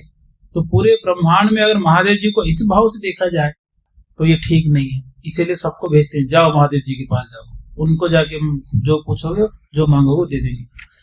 तो सब आते हैं और महादेव जी को स्तुति करते हैं। 8वां स्कंद के 7वें अध्याय में ये आता है, स्तुति करते हैं। स्तुति करके क्या कहते हैं, When Lord Shiva saw that everyone was extremely disturbed by the poison, he became very compassionate. Then he took all the poison in his palm and drank it. जैसे ही उन्होंने देखा पूरे ब्रह्मांड में सब हाहाकार मच चुका है विष की वजह से, सब परेशान है, उनके मन में दया आया और इस दया के भाव से उन्होंने क्या किए, अपने हाथ में, दोनों हाथ से विष को लिए और उसको पी गए। ये भक्त का स्वभाव देखिए, विष को पी गए। तो इस प्रकार से सारा विष को उन्होंने पी लिए। पीने के बाद जो थोड़ा थोड़ा बूंद गिर गए थे यहाँ वहां सब, वो सारे विष को कौन पी लिया, सर्प, बिच्छू जो जहरीले है ना, वो सब वो पी लिए थे। और अलग अलग कीड़े जो बहुत जहरीले होते हैं वो सब उनको पी लिए। तो इसके बाद समुद्र मंथन हुआ। महादेव जी तो उसके बाद कहाँ चले गए, किसको याद है? समुद्र मंथन लीला में विष पान करने के बाद महादेव जी कहाँ गए, बताओ? हरिद्वार। और बताओ, और किसको याद है? हाँ, कहाँ स्थान बताओ? हाँ, नीलकंठ महादेव कहाँ पर? ऋषिकेश में है। कहाँ है वो? ऋषिकेश में चले गए। नीलकंठ महादेव है ना, नीलकंठ महादेव की जय।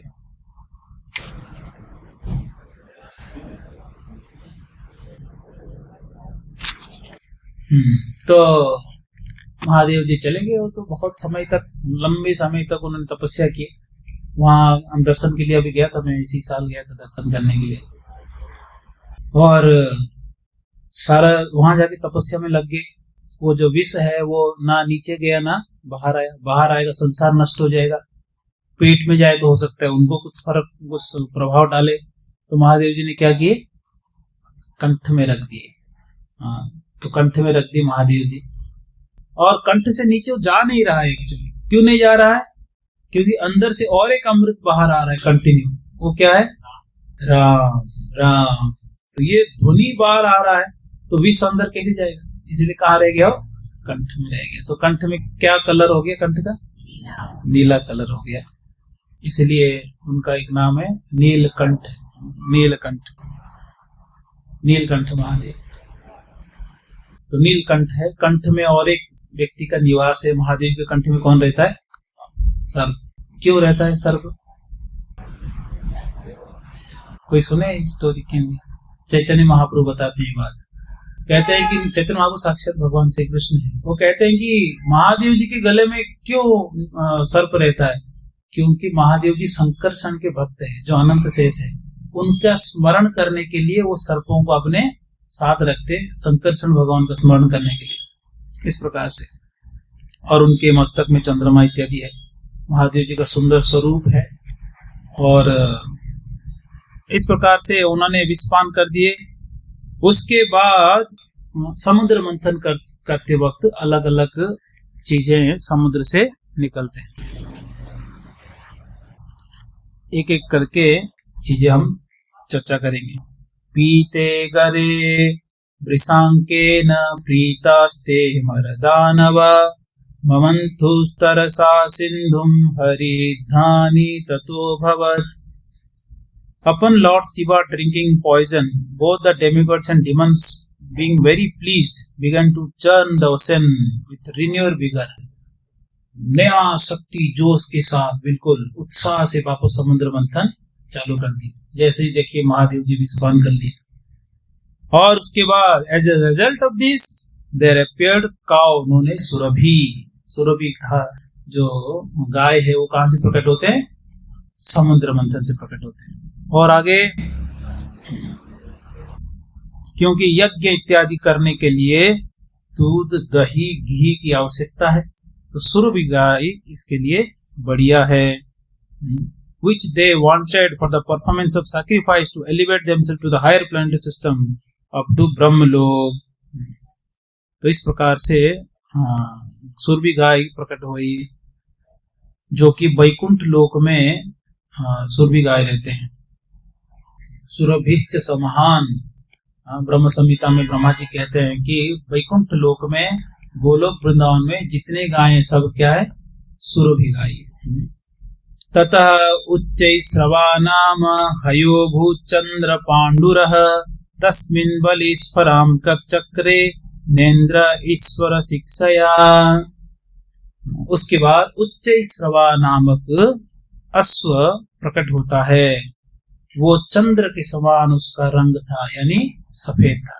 उच्चैस्रवा. बलि महाराज desired to possess this horse, and Indra, the king of heaven, did not protest, but he had previously been so advised by the Supreme Lord. क्योंकि भगवान पहले कह दिए कुछ भी प्रकट होता है तो ज्यादा इच्छा मत करो, मिलेगा अपने आप जो मिलना है. तो उच्चैस्रवा सफेद घोड़ा जो मिलता है, तो बलि महाराज जी के मन में इच्छा आया कि ये घोड़ा मुझे मिलना चाहिए. तो बोलते ठीक है, लेके जाओ. बलि कुछ नहीं बोले इंद्र ने. और आगे ऐरावत प्रकट होते हैं. ये ऐरावत भी बिल्कुल सफेद थे, जैसे ऐरावत के जो टस्क मतलब सूंड बोलते हैं, सिंग बोलते हैं उसको, दांत जो दो निकले रहते हैं ना. वो कितने थे ऐरावत के? 4 सफेद हाथी ऐरावत का 4 थे.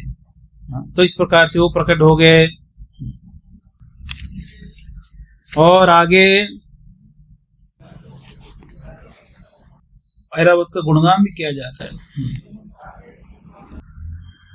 O king, 8 great elephants which could go in any direction were generated. 8 ऐसे हाथी प्रकट किया गया जो किसी भी दिशा में जा सकते थे. They were headed by Airavana. 8 sea elephants headed by Abhramu were also generated.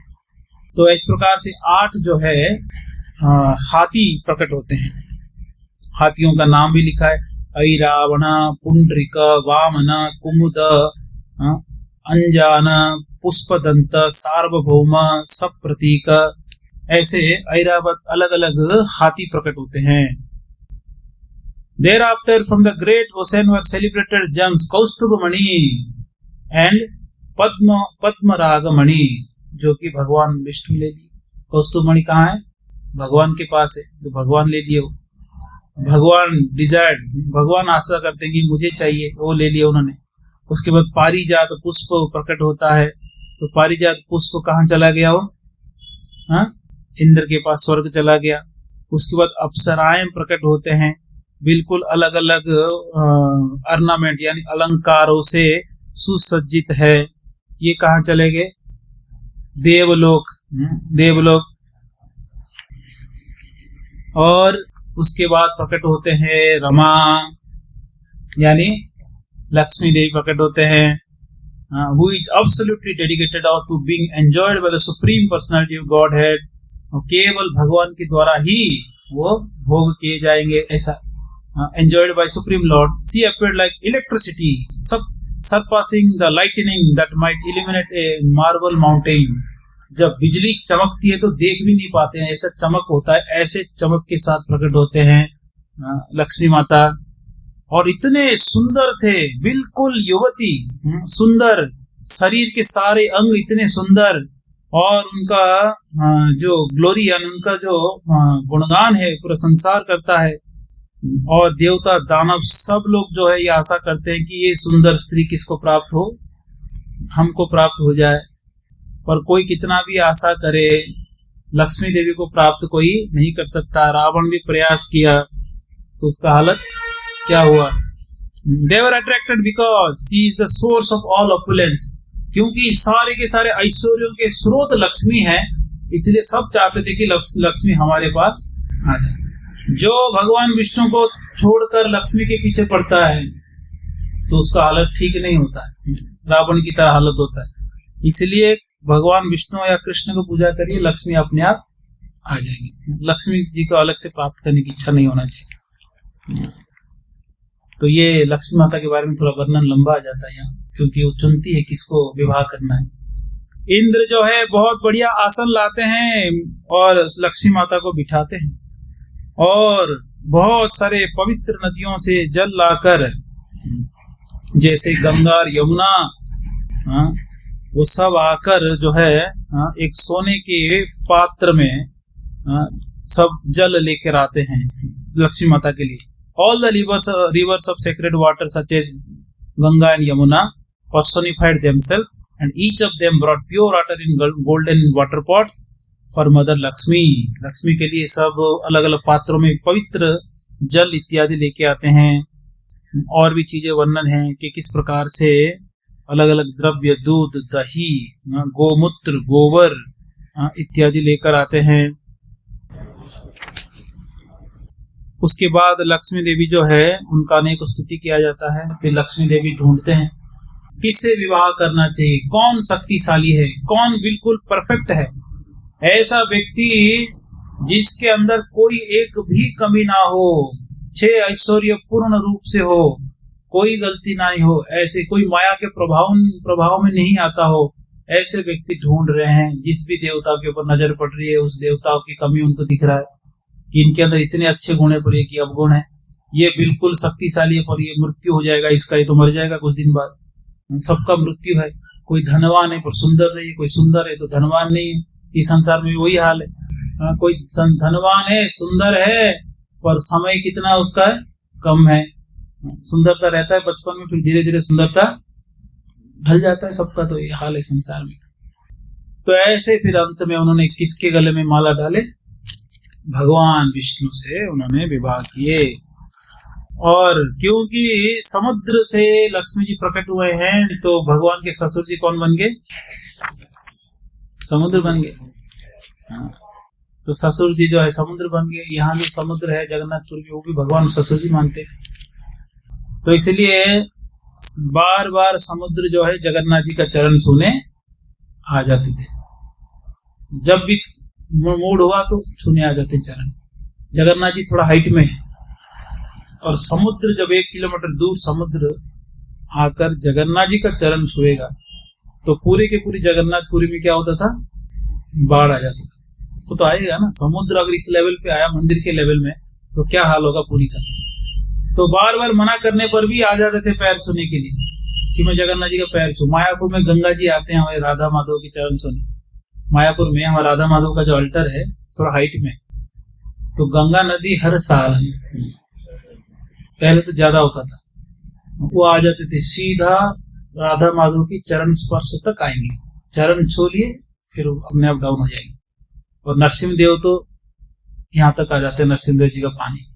तो पुजारी लोग पूजा नहीं छोड़ते हैं, बोट में बैठ के जाते हैं और जाके आरती करते हैं। भक्त लोग यहाँ तक पानी है फिर भी जाके कीर्तन करते रहते हैं। कोई ऐसा नहीं भगवान पानी आ गया तो कहीं और चले जाएंगे बचने के लिए। तो इस प्रकार से भगवान के ससुर जी आते थे तो हनुमान जी को बोले, हनुमान जी समुद्र के पास खड़े रहो, अगर मेरा ससुर जी यहाँ आए तो मुझे बताना, फिर देखूंगा मैं इनको। लक्ष्मी जी को बोलते समझा दो पिताजी को कि बार बार मेरे पास ना आए, भक्तों को परेशानी होती है। और आवाज भी इतना करते हैं, पूरे जगन्नाथपुर में किसी भी गेस्ट हाउस में जाइए समुद्र का आवाज आपको सुनाई देगा, बहुत बहुत आवाज आता है। और जगन्नाथ मंदिर के अंदर आवाज नहीं आता है, क्योंकि जगन्नाथ मंदिर के अंदर भगवान का नींद खराब होता था। जगन्नाथ जी कह दिए कि ज्यादा आवाज मत करो। लक्ष्मी जी को बोले कि समझाओ पिताजी को ज्यादा नहीं चिल्लाएं, हमको नींद खराब हो रहा है। तो हनुमान जी को मंदिर के पीछे खड़ा कर दिया पश्चिम द्वार में। ऐसे हनुमान जी खड़े सुन रहे हैं। हनुमान जी सुनो, थोड़ा भी आवाज आए तो बताना, फिर इनको दंड दूंगा। तो अभी तक आवाज नहीं आया। हनुमान जैसे उनका एक विग्रह है वहां पर। तो इस प्रकार से लक्ष्मी जी विवाह करते हैं, भगवान कृष्ण भगवान विष्णु उनको स्वीकार करते हैं। और अंत में समुद्र मंथन लीला में प्रकट होते हैं कौन, धन्वंतरी भगवान। कितने अवतार हो गए अभी, 4 ही हुए, कब से 6 हो गए, 7 हो गए क्या 8 हो गए। एक तो भगवान मंदराचल उठा है, दूसरा अजित के रूप में आते हैं, तीसरा देवदानों की शक्ति के रूप में शरीर में प्रवेश करते हैं, चौथा कश्यप अवतार के रूप में, पांचवा ऊपर बैठे सहस्त्र भुजा के रूप में, और छठा ये धन्वंतरि के रूप में प्रकट होते हैं। और धन्वंतरि के रूप में प्रकट होते हैं क्या लेकर? अमृत के कलश लेकर प्रकट होते हैं। तो अमृत कलश देख कर देव दानव दोनों तो प्रसन्न हो गए कि अच्छा है, इतना मेहनत किए, कम से कम अमृत आखिरी में मिल गया। पर देवता कुछ सोचे इसके पहले दानव क्या किए? अमृत के कलश को छीन ली। केवल ये देवता लोग धोखा देंगे, वो तो पहले से प्लान करके बैठे थे कि जैसे ही अमृत आएगा पहले हम हड़प लेंगे, ये देवताओं को नहीं देंगे, हम पी जाएंगे सब मिल बांट के। ऐसे प्लान करके रखे थे। जैसे धनवंतरि आए तुरंत छीन लिया उनसे अमृत। छीन के क्या करना चाहिए था? पी लेना चाहिए था, तुरंत मिल बांट के पी लेते, या खुद कोई एक आदमी पी लेता तो कुछ होता। पर क्या करे, है तो मूर्ख ही। हाँ, बुद्धि तो ऐसे ही कम है। और तो अमृत का कलश लेके ये छीन रहा है, मुझे तो मैं पीऊंगा, वो कह रहा है मुझे तो मैं सीनियर हूं, मैं पीऊंगा, अहम पूर्व, मैं पहले। एक श्लोक आता है, अहम पूर्व। ये दानव के जो है ये स्वभाव है। कई बार ऐसे दानव पॉलिटिशियन एक जगह होते हैं, मैं पहले बोलूंगा, माइक छीनते हैं। तो कई बार ऐसे होता है, जो असुर प्रवृत्ति वाले वो मैं पहले। प्रसाद खाने में भी जो देव स्वभाव के हैं वो बोलेंगे अरे आप ले लो, बच्चा है, पहले बच्चे को दे दो, पहले वृद्धों को दे दो, महिलाओं को दे दो, पहले दे दो, बाद में ले लेंगे। पर अगर असुर प्रवृत्ति तो क्या बोलेगा? मैं पहले। सब धक्का दे, साइड हो जाओ। कई लोग है धक्का दे के सामने आने का हम देखते हैं, बहुत हंसी आता है, धक्का दे सब सामने, मैं तो इसलिए दानवों का ये स्वभाव है, पहले मैं भोग करूं, पहले मुझे दे दो। आपस में झगड़ के अमृत कोई पी नहीं पाया। अमृत मिला तुरंत पी जाना चाहिए, गलती कर दी उन्होंने कि झगड़ने लगे। इसलिए आपसी झगड़ा कहाँ होता है? जहाँ स्वभाव राक्षसी हो। कितने टीम बनते हैं, कितने टूटते हैं, है ना? क्यों? असुर स्वभाव की वजह से। सब सामने फ्रंट में आना चाहते हैं, कोई बैकग्राउंड में रहना ही नहीं चाहता। सब पहले मुझे चाहिए सुविधा, पहले मुझे चाहिए। ये स्वभाव नहीं होना चाहिए। पहले सुविधा दूसरों को देना चाहिए, उसके बाद खुद के लिए। तपस्या खुद के लिए, सुविधा दूसरे के लिए। ये वैष्णव सभ्यता है, वैष्णव समाज में ऐसे। हम गुजरात में जब मंदिर में थे, वहां में देवर को इत्यादि सब लोग, हम लोग बहुत अच्छा कुटिया टाइप का बनाए थे। जमीन मिल गया, अभी तो मंदिर बन गया 20-25 करोड़ का। उस टाइम पे बम्बू से बना हुआ था कुटिया, बाथरूम भी ओपन बाथरूम, कोई दीवार नहीं, कुछ नहीं, टैब है ऐसा। तो वहाँ मच्छरदानी लगा के सोना पड़ता है, क्योंकि मच्छर बहुत है वहाँ, क्योंकि थोड़ा आउटर एरिया में, गाँव के ऐसे है, शहर से 10-15 किलोमीटर दूर था। तो कोई भी गेस्ट अचानक कहीं से भी आ जाते थे फोन करके कि इस्कॉन मंदिर है, रात को यहीं रुकेंगे, बिना बोले भी कई लोग आ जाते। तो फिर हम लोग दोनों बात करते थे, मैं देवर को क्या करें, वो आगे बिना बोले आए, उनका गलती है, बोल के आना चाहिए फोन करके। कोई भक्त लोग कोई अगर आ गए तो क्या करते थे, हम अपनी मच्छरदानी उनको दे देते और हम दोनों रात भर बैठ के कृष्ण कथा करते थे। कई रात ऐसे गए।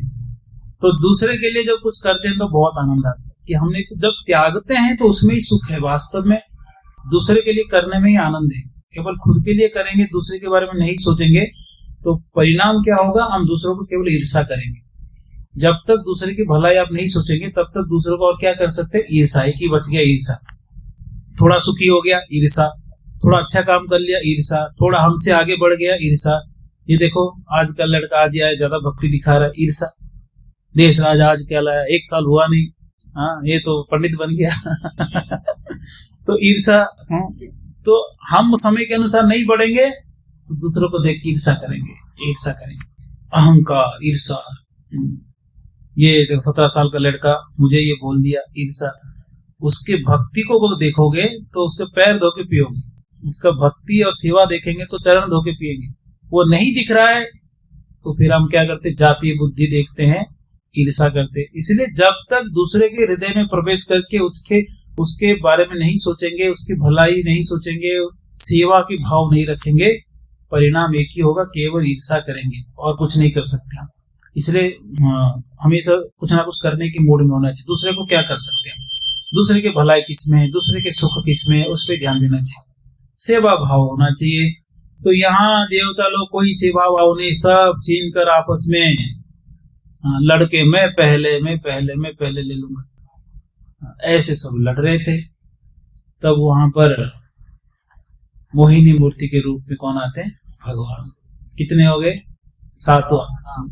मोहिनी मूर्ति के रूप में प्रकट हो जाते हैं और इतना सुंदर स्वरूप, जब भगवान ही इतने सुंदर स्वरूप है, कंदर्प कोटि कमनीय विशेष शोभ गोविंद आदि पुरुषम तमाम भजामि, कृष्ण करोड़ों काम देवों को परास्त कर सकते, इतना सुंदर है भगवान। उनके सुंदरता के सामने सब फेल हो जाते हैं, सब फेल, देवता लोग भी फेल हो जाते हैं।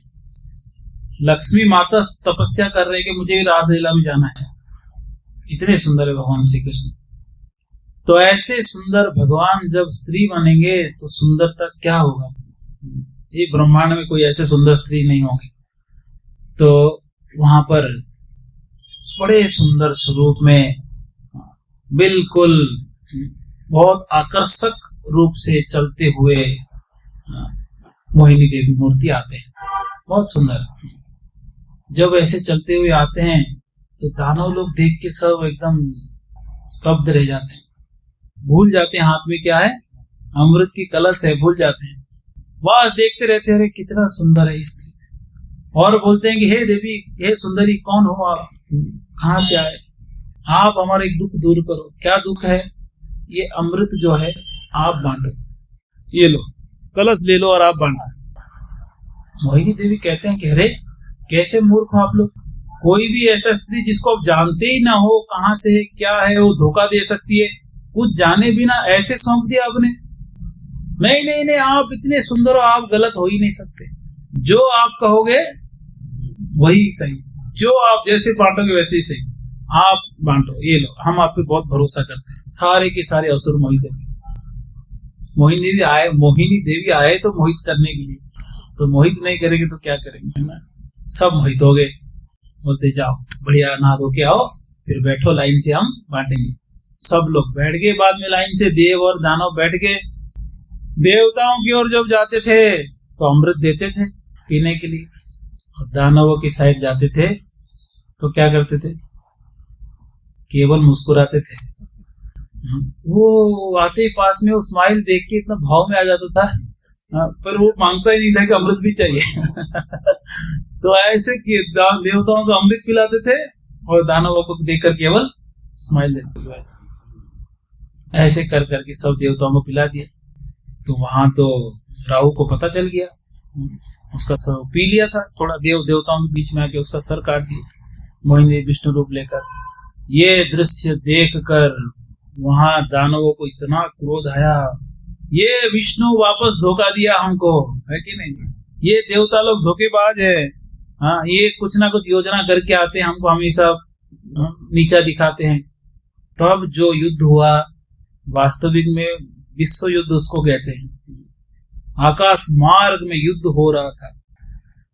और जो असुर लोग है, कोई सुअर पे बैठ के आ रहा है, कोई चूहे पे बैठ के आ रहा है, कोई गधे पे, कोई कुत्ते पे, जो जो जानवर को हम घृणा करते हैं ना, वो सारे जानवर किसके बहाने, असुरों के बहाने। और देवता लोग सब घोड़े पे, कोई किस में बैठ के आ रहे हैं। सब ऐसे भयंकर युद्ध हुआ, सब एक दूसरे को काट रहे हैं, चारों ओर खून खून खून, पूरे संसार में खून दिख रहा है। ऐसे भयंकर युद्ध हुआ, पूरा युद्ध वर्णन नहीं करेंगे, नहीं तो आज केवल युद्ध में ही रह जाएंगे हम लोग। करना है क्या युद्ध का वर्णन, the battle between demigods and Demons. सबसे खतरनाक युद्ध हुआ था। तो ऐसे युद्ध हुआ भयंकर, और इस युद्ध में देवताओं को भी हानि हुआ, दानवों को हुआ। बलि महाराज जी का इसमें मृत्यु हो गया। तो बलि महाराज जी को उठा के लेके गए शुक्राचार्य, और शुक्राचार्य उठा के लेके भगवान फिर आते हैं। भगवान आके सारे देवताओं को रक्षा करते हैं, और बलि महाराज जी को शुक्राचार्य लेकर मृत्यु संजीवनी मंत्र से उनको वापस जगा दी, और ऐसे शक्ति दिए, ऐसे उनसे यज्ञ कराए, ऐसे व्रत कराए, ऐसे उपवास कराए। और उसके बाद बलि महाराज बहुत पावरफुल हो गए। बाद लीला आएगा, बाद में चर्चा करेंगे। तो यहाँ मोहिनी मूर्ति जो स्वरूप लिए थे भगवान, जब ब्रह्मा अपना महादेव जी अपने तपस्या करने के बाद वो आते हैं, भगवान विष्णु के पास जाते हैं, पार्वती माता के साथ, कहते हैं भगवान जी आपके सारे अवतारों का दर्शन हो गया पर एक अवतार का दर्शन नहीं कर पाया, मैं चला गया था वहां तपस्या में। कौन सी अवतार? बोलते मोहिनी मूर्ति का अवतार। बोलते अरे तुम साधु लोग हो, मोहिनी मूर्ति का अवतार क्या देखोगे, ले लिया हो गया, इमरजेंसी अवतार था। नहीं हमको अवतार दर्शन करना है, आप दर्शन कराइए। बोलते हैं कि अच्छा ठीक है, यहाँ रहो, मैं आ रहा हूं। तो वहीं पार्वती और शिव खड़े थे और भगवान अदृश्य हो गए, और अदृश्य होके आएंगे बोले हैं तो प्रतीक्षा में है। तब तक वहां देखते हैं बहुत सुंदर सी एक महिला एक गेंद के साथ खेल रही थी और बार बार महादेव जी को देख रही थी। ये देखकर महादेव जी उसके पीछे चले गए, और जाते जाते वो देवी उन स्थानों से जा रही थी जहां लोग बैठकर ओम नमः शिवाय जप रहे थे, और शिव जी पीछे जा रहे हैं। और ये देखकर वो आश्चर्य हो रहे हैं, महादेव जी क्या एक महिला के पीछे यहाँ से भाग रहे।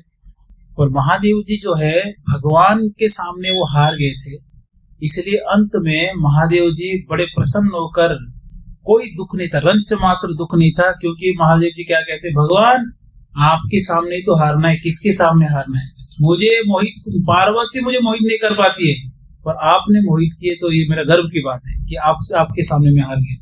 जहां जहां महादेव जी के शक्ति गिरा था, शक्ति क्षीण हुआ था, वो स्थान पे सोना चांदी सब निकल रहा है खान से। कितने पावरफुल है महादेव जी, बताइए। तो ऐसे बहुत पूरा अध्याय है मोहिनी मूर्ति बिल्डर्स लॉर्ड शिवा, और मैंने उस अध्याय को 2 मिनट में बता दिया क्योंकि मुझे कुछ और अवतारों के लीला वर्णन करना है। तो इस प्रकार से बहुत ये लीला होने के बाद दानव लोग जो है बहुत शक्तिशाली हो गए। बलि महाराज इतने शक्तिशाली हो गए और शक्तिशाली होके आक्रमण कर दिए, कहाँ? देवलोक में। और उनका प्रिपरेशन और उनका जो अटैक है, आक्रमण, ये दोनों को देखकर देवता तो लड़ने की विचार भी नहीं कर रहे थे। बोले बलि से अभी नहीं लड़ेंगे क्योंकि हम समझ सकते हैं कितने पावरफुल हो गया है, इतना शक्तिशाली हो गया ये बलि कि इससे लड़ना मुश्किल है, क्योंकि इसके ऊपर उनके गुरु शुक्राचार्य की विशेष कृपा है। उसी दौरान ये लोग अपराध कर दिए थे बृहस्पति जी का। तो इसलिए एक तो खुद अपने गुरु के प्रति अपराध, और दूसरी ओर एक व्यक्ति गुरु का विशेष कृपा लाभ किया है, तो कौन जीतेगा? जो गुरु का कृपा लाभ किया वही जीतेगा। तो इसीलिए बलि महाराज ऐसे आते हैं तो सब भाग्य, सारे देवता यहाँ वहां सब छुप गए, अलग अलग जगह छुप जाते हैं। तो उस समय पे बलि महाराज अटैक कर लिए और वह शासन, देवलोक में शासन करने लगे। बहुत समय तक उन्होंने शासन किए, और शासन करने के समय देवताओं की स्थिति देखकर वहां अदिति के संतान कौन है? देवता। और दिति के संतान कौन है? दैत्य, है ना, दैत्य लोग, जो दानव है, दैत्य। अब ये दैत्यों का जो प्रगति देखकर अदिति माता को थोड़ा चिंता हुआ कि मेरे बच्चों का हालत थोड़ा खराब है, क्या करें। कश्यप मुनि के पास जाकर प्रार्थना करते हैं कि हमारे बच्चों का ये हाल है, अच्छा नहीं लग रहा है। तो उन्होंने पयोव्रत देते हैं, जो दिति को दिए थे, और इनको भी क्या देते हैं? पयोव्रत करो, भगवान विष्णु के प्रति भक्ति करो, कठोर तपस्या करो, भगवान को प्रसन्न करो, सब ठीक हो जाएगा। इसलिए भक्तों, जीवन में कोई भी समस्या आए, अंत में किसके पास जाना है? भगवान के पास, क्योंकि सारा समाधान वही है। भौतिक समस्याओं का समाधान कभी भी भौतिक तरीके से नहीं होता है, उसका समाधान आध्यात्मिक ही होता है। तो इसलिए पयोव्रत करते हैं, कठोर व्रत करते हैं, उसके बाद भगवान प्रकट होते हैं चतुर्भुज रूप में, पीताम्बर वस्त्र धारण करके बड़े सुंदर स्वरूप में भगवान प्रकट होते हैं। और सीधा अदिति माता देख के प्रणाम करते हैं, दंडवत प्रणाम करके स्तुति करते हैं, भगवान आप दर्शन दिए, कितना दुर्लभ है आपका दर्शन। प्रार्थना करने लगे तो भगवान बोलते हैं कि आप क्यों मुझे प्रसन्न किए, क्यों, आप क्या चाहते हो मैं जानता हूँ, और आपके जो देवगण है उनका स्थिति के बारे में आपको चिंता है। हाँ, आप मैं अगर दर्शन दिया हूँ, मुझे प्रसन्न किए हो, तो मेरा दर्शन, मेरा भक्ति, मेरा सेवा कभी विफल नहीं जाता। थोड़ा सा भी कोई सेवा किया है तो विफल नहीं जाएगा। स्वल्पमप्यस्य धर्मस्य त्रायते महतो भयात्। भगवत भक्ति में किए गए हर एक सेवा बहुत पावरफुल है, बहुत ज्यादा पावरफुल है, बहुत ज्यादा। आपको कहां से कहां पहुंचा सकते हैं भौतिक दृष्टि में भी कहें तो। जैसे कि हमारे केनिया में इस्कॉन में एक बार एक मेयर आया था, वहां का मेयर को बुलाए थे, वो भक्त नहीं था, उसको बुलाए थे, बोले झाड़ू लगाओ जगन्नाथ जी के सामने। समझा दिए कि जो राजा होता है वही झाड़ू लगाता है, तो बड़े नम्र था, झाड़ू लगाया। उसके बाद पंडाल प्रोग्राम में बोले कुछ बोलो आप, तो समझाए जगन्नाथ जी के बारे में बोलो, इस्कॉन के बारे में जो जानते हो बोलो अपने हिसाब से। पर उसने बिल्कुल कुछ अलग ही बोला जो भक्त लोग को आश्चर्य हुआ। वो कहा आप लोग को पता है मैं आज मेयर क्यों हूं? मैं कोई पुण्य नहीं किया जीवन में। मांसाहारी होते हैं वो तो साउथ अफ्रीका वाले। कोई पुण्य नहीं किया हूं, पर मैं आज इतने बड़े पदवी में हूं क्योंकि मैं बचपन में इस्कॉन का खिचड़ी खाया था, है कि नहीं? तो भगवान जगन्नाथ जी की कृपा से, भक्त नहीं था, अभक्त था, वो कह रहा है जगन्नाथ जी की कृपा से आज मेयर हूं। कई लोग भगवत कृपा से कहां पहुंच जाते हैं। इसलिए भगवत सेवा, भगवत कृपा कभी भी इनको अनदेखा नहीं करना चाहिए। छोटे सी सेवा बड़े बड़े भय से मुक्त कर देगा, कहां से कहां पहुंचा देगा। भगवान सब कुछ देने में सर्वसमर्थ है, सब कुछ दे सकते हैं, वरदराज है, वर देने में राजा है। इसलिए विश्वास के साथ भगवान की सेवा करते रहना चाहिए। तो इस प्रकार से अदिति माता को भगवान कहते हैं मेरा दर्शन, मेरा भक्ति, मेरा सेवा विफल तो नहीं जाएगा। और अभी का जो समय है ये असुरों का समय चल रहा है, तमोगुण रजोगुण का संप्रभाव चल रहा है।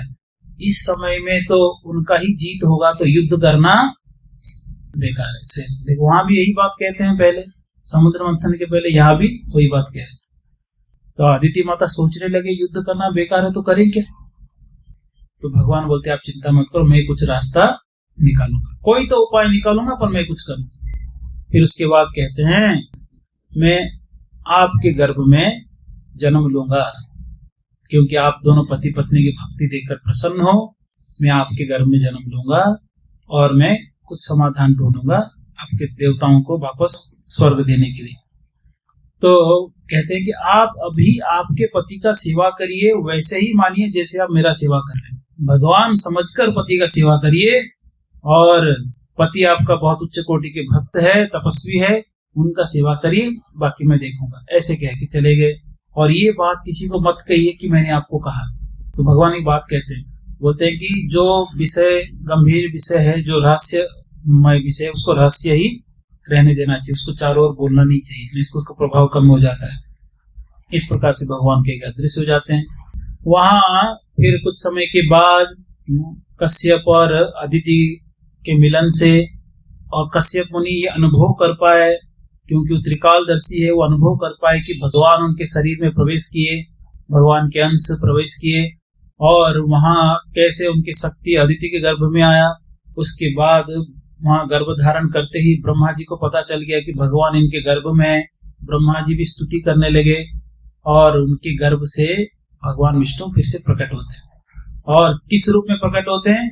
चतुर्भुज नारायण प्रकट होते हैं, शंख चक्र गदा पद्म पीतांबर लेके। तो जैसे प्रकट होते हैं तो कश्यप मुनि प्रसन्न होकर बोलते जय जय जय। कौन आगे? बच्चे बन के भगवान आगे। सब प्रसन्न होते हैं, अदिति माता भी प्रसन्न हो जाती है, सारे देवता वहां आ जाते हैं, सब प्रसन्न हो जाते हैं। फिर वहां पर भगवान तुरंत कौन सा स्वरूप लेते हैं? वामन अवतार। वामन देव भगवान की जय। इतना ये सुंदर स्वरूप, तेजस्वी स्वरूप वामन देव प्रकट होते हैं ब्राह्मण के रूप में, छोटे बालक, और इतने सुंदर, इतने तेजस्वी कि सब लोगों के मन को मुग्ध करने वाले। वहां पर उनके माता वस्त्र देते हैं कोपिन बनाने के लिए, और उनके कमर में फिर पुसा घास बांधने के लिए कश्यप मुनि देते हैं। फिर सब है ना, वहां पर दुर्गा देवी यानी भगवती पार्वती माता आते भिक्षा देते हैं। वरुण जी भिक्षा मांगने की पात्र देते हैं। बताइए जो धनवान है वो क्या दे रहा है? भिक्षा मांगने के लिए पात्र दे रहे। सब अलग अलग वस्तु, कोई जनेऊ धारण कराते हैं, कोई ऊपर के हमारे भूदेवी प्रकट होकर पूरे डियर स्किन, हिरण जो छाल होते हैं ना साधुओं के लिए, वो देते हैं। सब अलग अलग चीजें देते हैं। कोई आके छतरी देते हैं, और एक दंड वरुण अग्निदेव को या अगर दंड देते हैं, दंडा जो ब्रह्मचारी लोग पकड़ते हैं दंडा, ऐसे सब दंडा देते हैं और देकर सब लोग भगवान को स्तुति करके प्रार्थना करते हैं। तो भगवान बड़े तेजस्वी स्वरूप में वेद मंत्रों के उच्चारण होने वाला स्थान जहाँ बलि महाराज जी की यज्ञ चल रहा था उस स्थान में जाते हैं और इतना सुंदर मंत्र उच्चारण करते हैं। ये मंत्र उच्चारण सुनकर बलि महाराज जी के यज्ञ में जो बहुत सारे पंडित थे, बहुत सारे ब्राह्मण थे, उनके मंत्र उच्चारण फीका पड़ गया।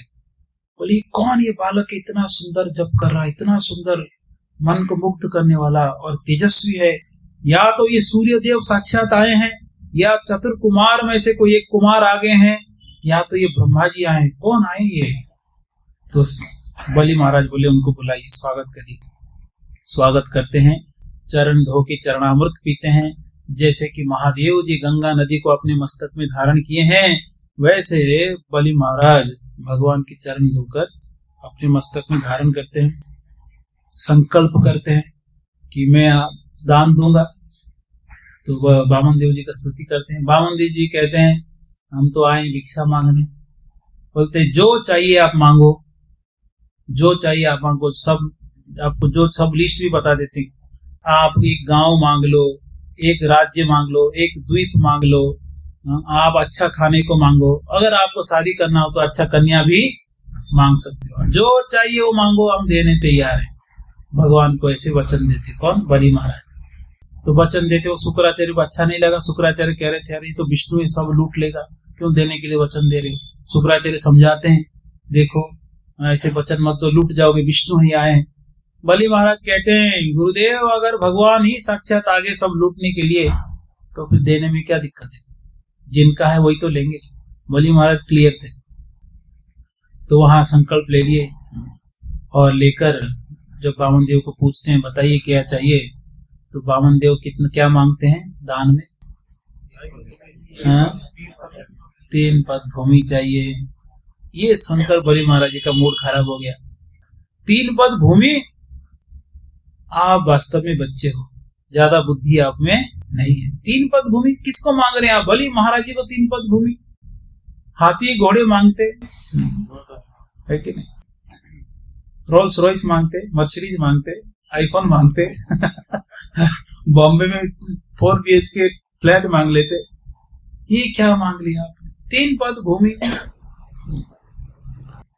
तो बामन देव प्रसन्न होकर मुस्कुराते हुए कहते हैं कि हे बलि महाराज, आपके वंश में सब अच्छे लोग हुए, आपके वंश में महान लोग हुए, पराक्रमी लोग हुए हैं, और प्रहलाद महाराज जैसे संत आपके वंश में हैं, आप विरोचन के पुत्र हैं। आपके श्रेष्ठ गुण में जानता हूं, आप दान देने में सर्व सक्षम हैं, पूरा हृदय से आप दान भी देते हैं। पर ये ध्यान रखिए कि ब्राह्मणों को दान में उतना ही लेना चाहिए जितना आवश्यक है। जो व्यक्ति 3 पद भूमि में संतुष्ट नहीं हो पाएगा, वो तीनों लोग भी मिल जाए तो भी संतुष्ट नहीं हो सकता। इसलिए संतुष्टि क्या है उसके ज्ञान देते भगवान जी। बहुत सुंदर। तो इसलिए हम सबके लिए ये विचार योग्य विषय है कि जितना भगवान की कृपा से और हमारे प्रयास से आया है उतने में ही हमको क्या होना चाहिए? संतुष्ट होना चाहिए। संतुष्टि ही संपत्ति है। कौन धनी है? धनी कौन है? नहीं, वो तो है ही। ये संसार में धनी कौन है? जिसको कुछ नहीं चाहिए वो धनी है, क्योंकि वो सब कुछ है तभी तो कुछ नहीं चाहिए। जिसको और चाहिए और चाहिए और चाहिए वो भिखारी है, उसको कुछ है ही नहीं इसलिए और मांग रहा है। इसलिए जो संतुष्ट है वास्तविक धनी वही है। संतुष्ट रहना चाहिए। जो भगवान की दया से प्रयास, अपने युक्त प्रयास के द्वारा भगवान की कृपा से जो प्राप्त हो गया उतना ही, अत्यधिक प्रयास भी नहीं करना चाहिए, नहीं तो भगवत भक्ति नष्ट हो जाता है। श्लोक आप उपदेशामृत में पढ़े होंगे। अत्याहार प्रयासश्च प्रजल्पो नियमाग्रह जनसंगश्च लौल्यश्च षड्वीर भक्ति विनश्यति। 6 प्रकार की चीजें भक्ति को नष्ट करता है। उसमें से एक चीज क्या है? प्रयास। अत्यधिक भौतिक चीजों को प्राप्त करने के लिए प्रयास करेंगे, उसमें समय बिताएंगे तो हमारा भक्ति क्या होगा? नष्ट हो जाएगा। जो जिसके कर्म में जो है जितना है उसको उतना ही मिलेगा। कर्म कमंडल में एक बूंद पानी ज्यादा नहीं रहता है, ना एक बूंद पानी कम आएगा। जितना आपका है आपको मिलेगा, जो आप डिजर्व करते हो मिलेगा। यहाँ तक भगवान भी आपके कर्मों को कम नहीं करते, जितना सुख है वो दे ही देते। हाँ, कभी कम नहीं करते। और उनको कभी लगा इसको ऐसे स्थिति में डाला जाए कि वो मेरे ओर आए, तो फिर वो थोड़ा भगवान अपने हिसाब से करते हैं, पर देते सब जो डिजर्व करता है, छीनते कुछ नहीं है भगवान, उल्टा ऐड करते हैं और नया चीजें ऐड करते हैं। भगवान खूब देते। प्रभुपाद जी बोलते हैं कि मेरा सब कुछ भगवान ने छीन लिया पहले, बाद में इस्कॉन खोले तो भगवान सब कुछ दे दिए वापस, और इतना दिए, सब कुछ छीन कर परीक्षा किए, वापस सब कुछ देकर परीक्षा की। प्रभुपाद जी का कोई कर्म था नहीं, क्योंकि पूर्व जन्म था ही नहीं उनका, भगवत धाम से आए थे। पर इसलिए हम लोग के जीवन में जितना सुख है, जितना सम्मान है, जितना सुंदरता है, जितना ज्ञान है, उतना ही मिलेगा। केवल भक्ति है जिसके लिए प्रयास करना है, बाकी चीजें अपने आप समय के अनुसार आते रहेंगे। ज्यादा मेहनत करने से नहीं आ जाएंगे।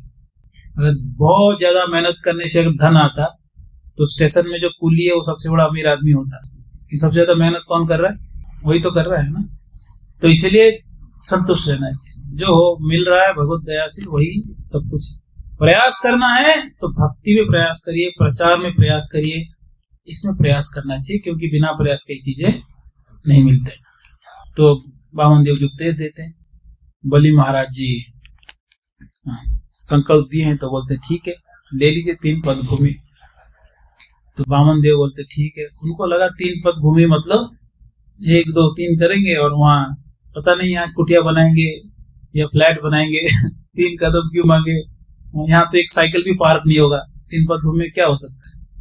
पर भगवान है इसलिए 3 पद में, 1 पद में पूरा भूमंडल, दूसरे पद में पूरा ऊपर के सारे लोक जो है सब नाप लिए।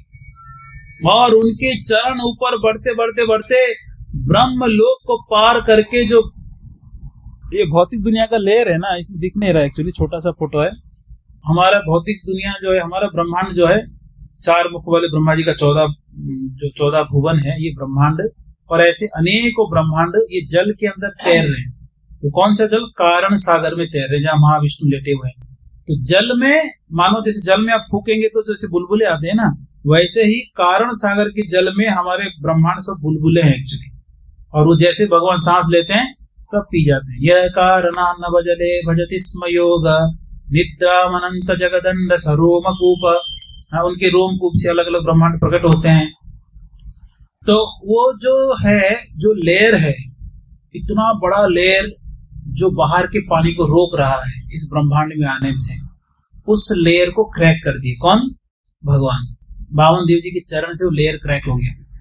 तब ब्रह्मलोक के ऊपर से कारण सागर के जल जो है नीचे गिरने लगा। तब भगवान के चरण धोते हुए नीचे गिर रहा था, तो ब्रह्मा जी इसका लाभ उठा के कमंडल में चरणामृत ले लिए।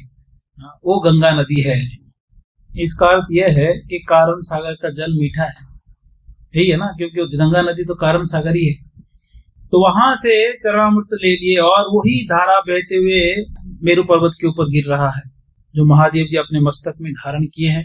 फिर वही गंगा नदी यहाँ भी बहता है। तो इस प्रकार से गंगा जी का प्रकट्य हुआ। वो बामन जी बाद में कहते हैं, बलि सारा तो अभी हो गया, सब माप लिया, बताओ तीसरा पद कहाँ रखूं? बोलते भगवान जी सब तो आप ले लिए, और संपत्ति और धन से ज्यादा महत्व धनवान जो धनी है उसका होता है। तो इसलिए मेरा धन तो आपने ले लिया, पर मैं अब बच गया ना, तीसरा कदम कहाँ रखिए?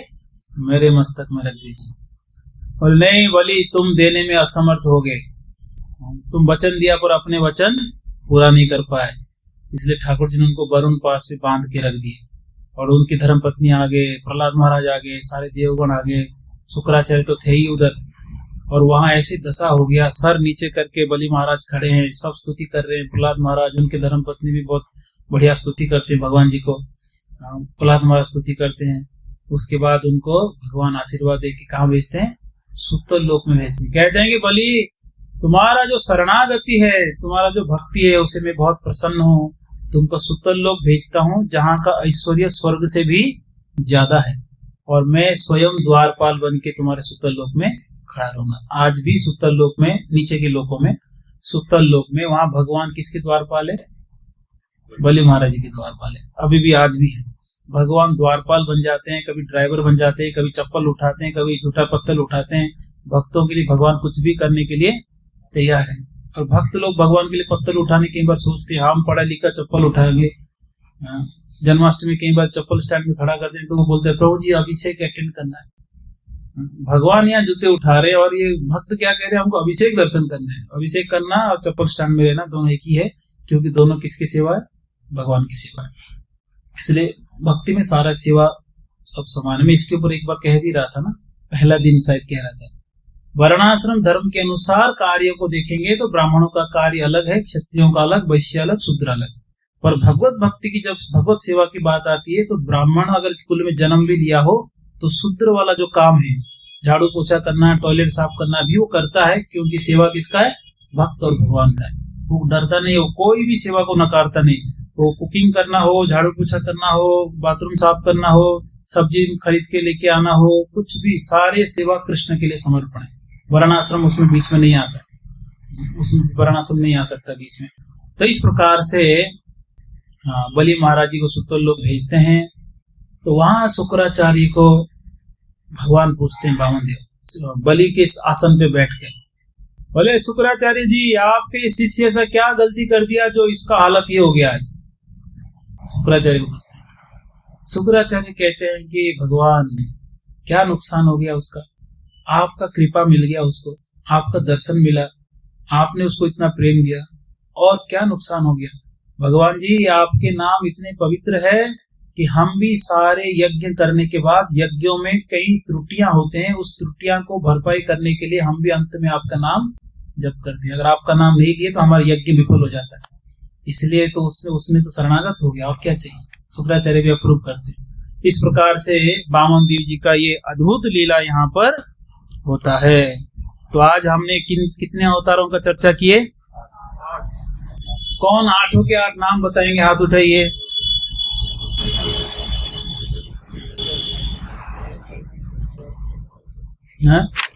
हाथ उठाइए, कौन है? सारे के सारे नाम जप करेंगे, सारे के सारे अवतारों के नाम। हाँ बोलिए माता जी। हाँ बोल रहे, बोलिए एक एक करके। हाँ माता जी एक स्टेप आगे और पहले के बोलते, गजेंद्र वाला। हाँ और बताइए। अजित अजित और मोहिनी और कश्यप तो उनके भक्त है। कच्छ अवतार और सहस्त्रभुजा ऊपर, और शक्ति के रूप में प्रवेश करती है हर एक के शरीर में। और मोहिनी मूर्ति हो गए, धनवंतरी हो गए, 52 अवतार हो गए, इतने रूप में। और देखा जाए तो 52 अवतार के पहले भी अदिति माता को दर्शन देने प्रकट हुए थे। एक देवताओं को दर्शन देने प्रकट हुए कि आप समुद्र मंथन करो। कितने बार भगवान प्रकट हुए। एक मंदराचल को उठा के लाने के लिए प्रकट होते हैं। ये सारे भी हमको ध्यान रखना है। कितनी बार आए? गजेंद्र को बचाने आए एक बार, और मंदराचल को उठाने के लिए एक बार आए, देवताओं को दर्शन दिए एक बार, बोलते मैं आ रहा हूँ करके, नहीं समुद्र मंथन करो करके आदेश देते हैं। उसके बाद अजित के रूप में रहते हैं। उसके बाद सारा सबके हृदय में, सबके शरीर में शक्ति के रूप में प्रवेश करते हैं। कश्यप अवतार, सहस्र बाहु भगवान विष्णु प्रकट होते हैं। धनवंतरी, मोहिनी मूर्ति, वामन देव और अदिति माता को एक बार और दर्शन दिए थे। 11 हो गए ना, 11 बार हम भगवान का सुनिए। मत्स्य अवतार मिलाएंगे तो 12 हो जाएगा। तो ऐसे ही 8वां स्कंद के अंदर इतने बार भगवान के प्राकट्य के बारे में हम पढ़ते हैं, और भी विस्तृत वर्णन है इसमें। तो एक एक चीज के ऊपर इतने ज्यादा हम वर्णन कर सकते हैं, यानी केवल बलि महाराज जी और वामन देव की वार्तालाप को चर्चा करेंगे तो 7 दिन हो सकता है, इतना बढ़िया चर्चा है। पर इसको हम ज्यादा चर्चा नहीं करेंगे क्योंकि आज समय नहीं है। 1 मिनट रुकिए, एक श्लोक ढूंढ रहा हूं मैं।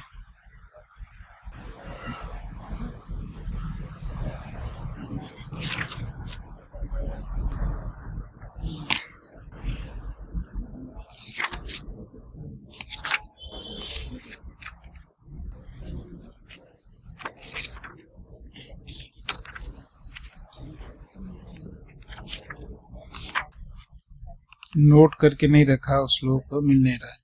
ठीक है, इसका तो चर्चा तो मैंने कर लिया। श्लोक मिलेगा तो कल मैं उच्चारण कर लूंगा। जय वामन देव भगवान की जय, कश्यप अवतार भगवान की जय, मोहिनी मूर्ति भगवान की जय, श्रील प्रभुपाद की जय, ग्रंथराज श्रीमद् भागवतम की जय।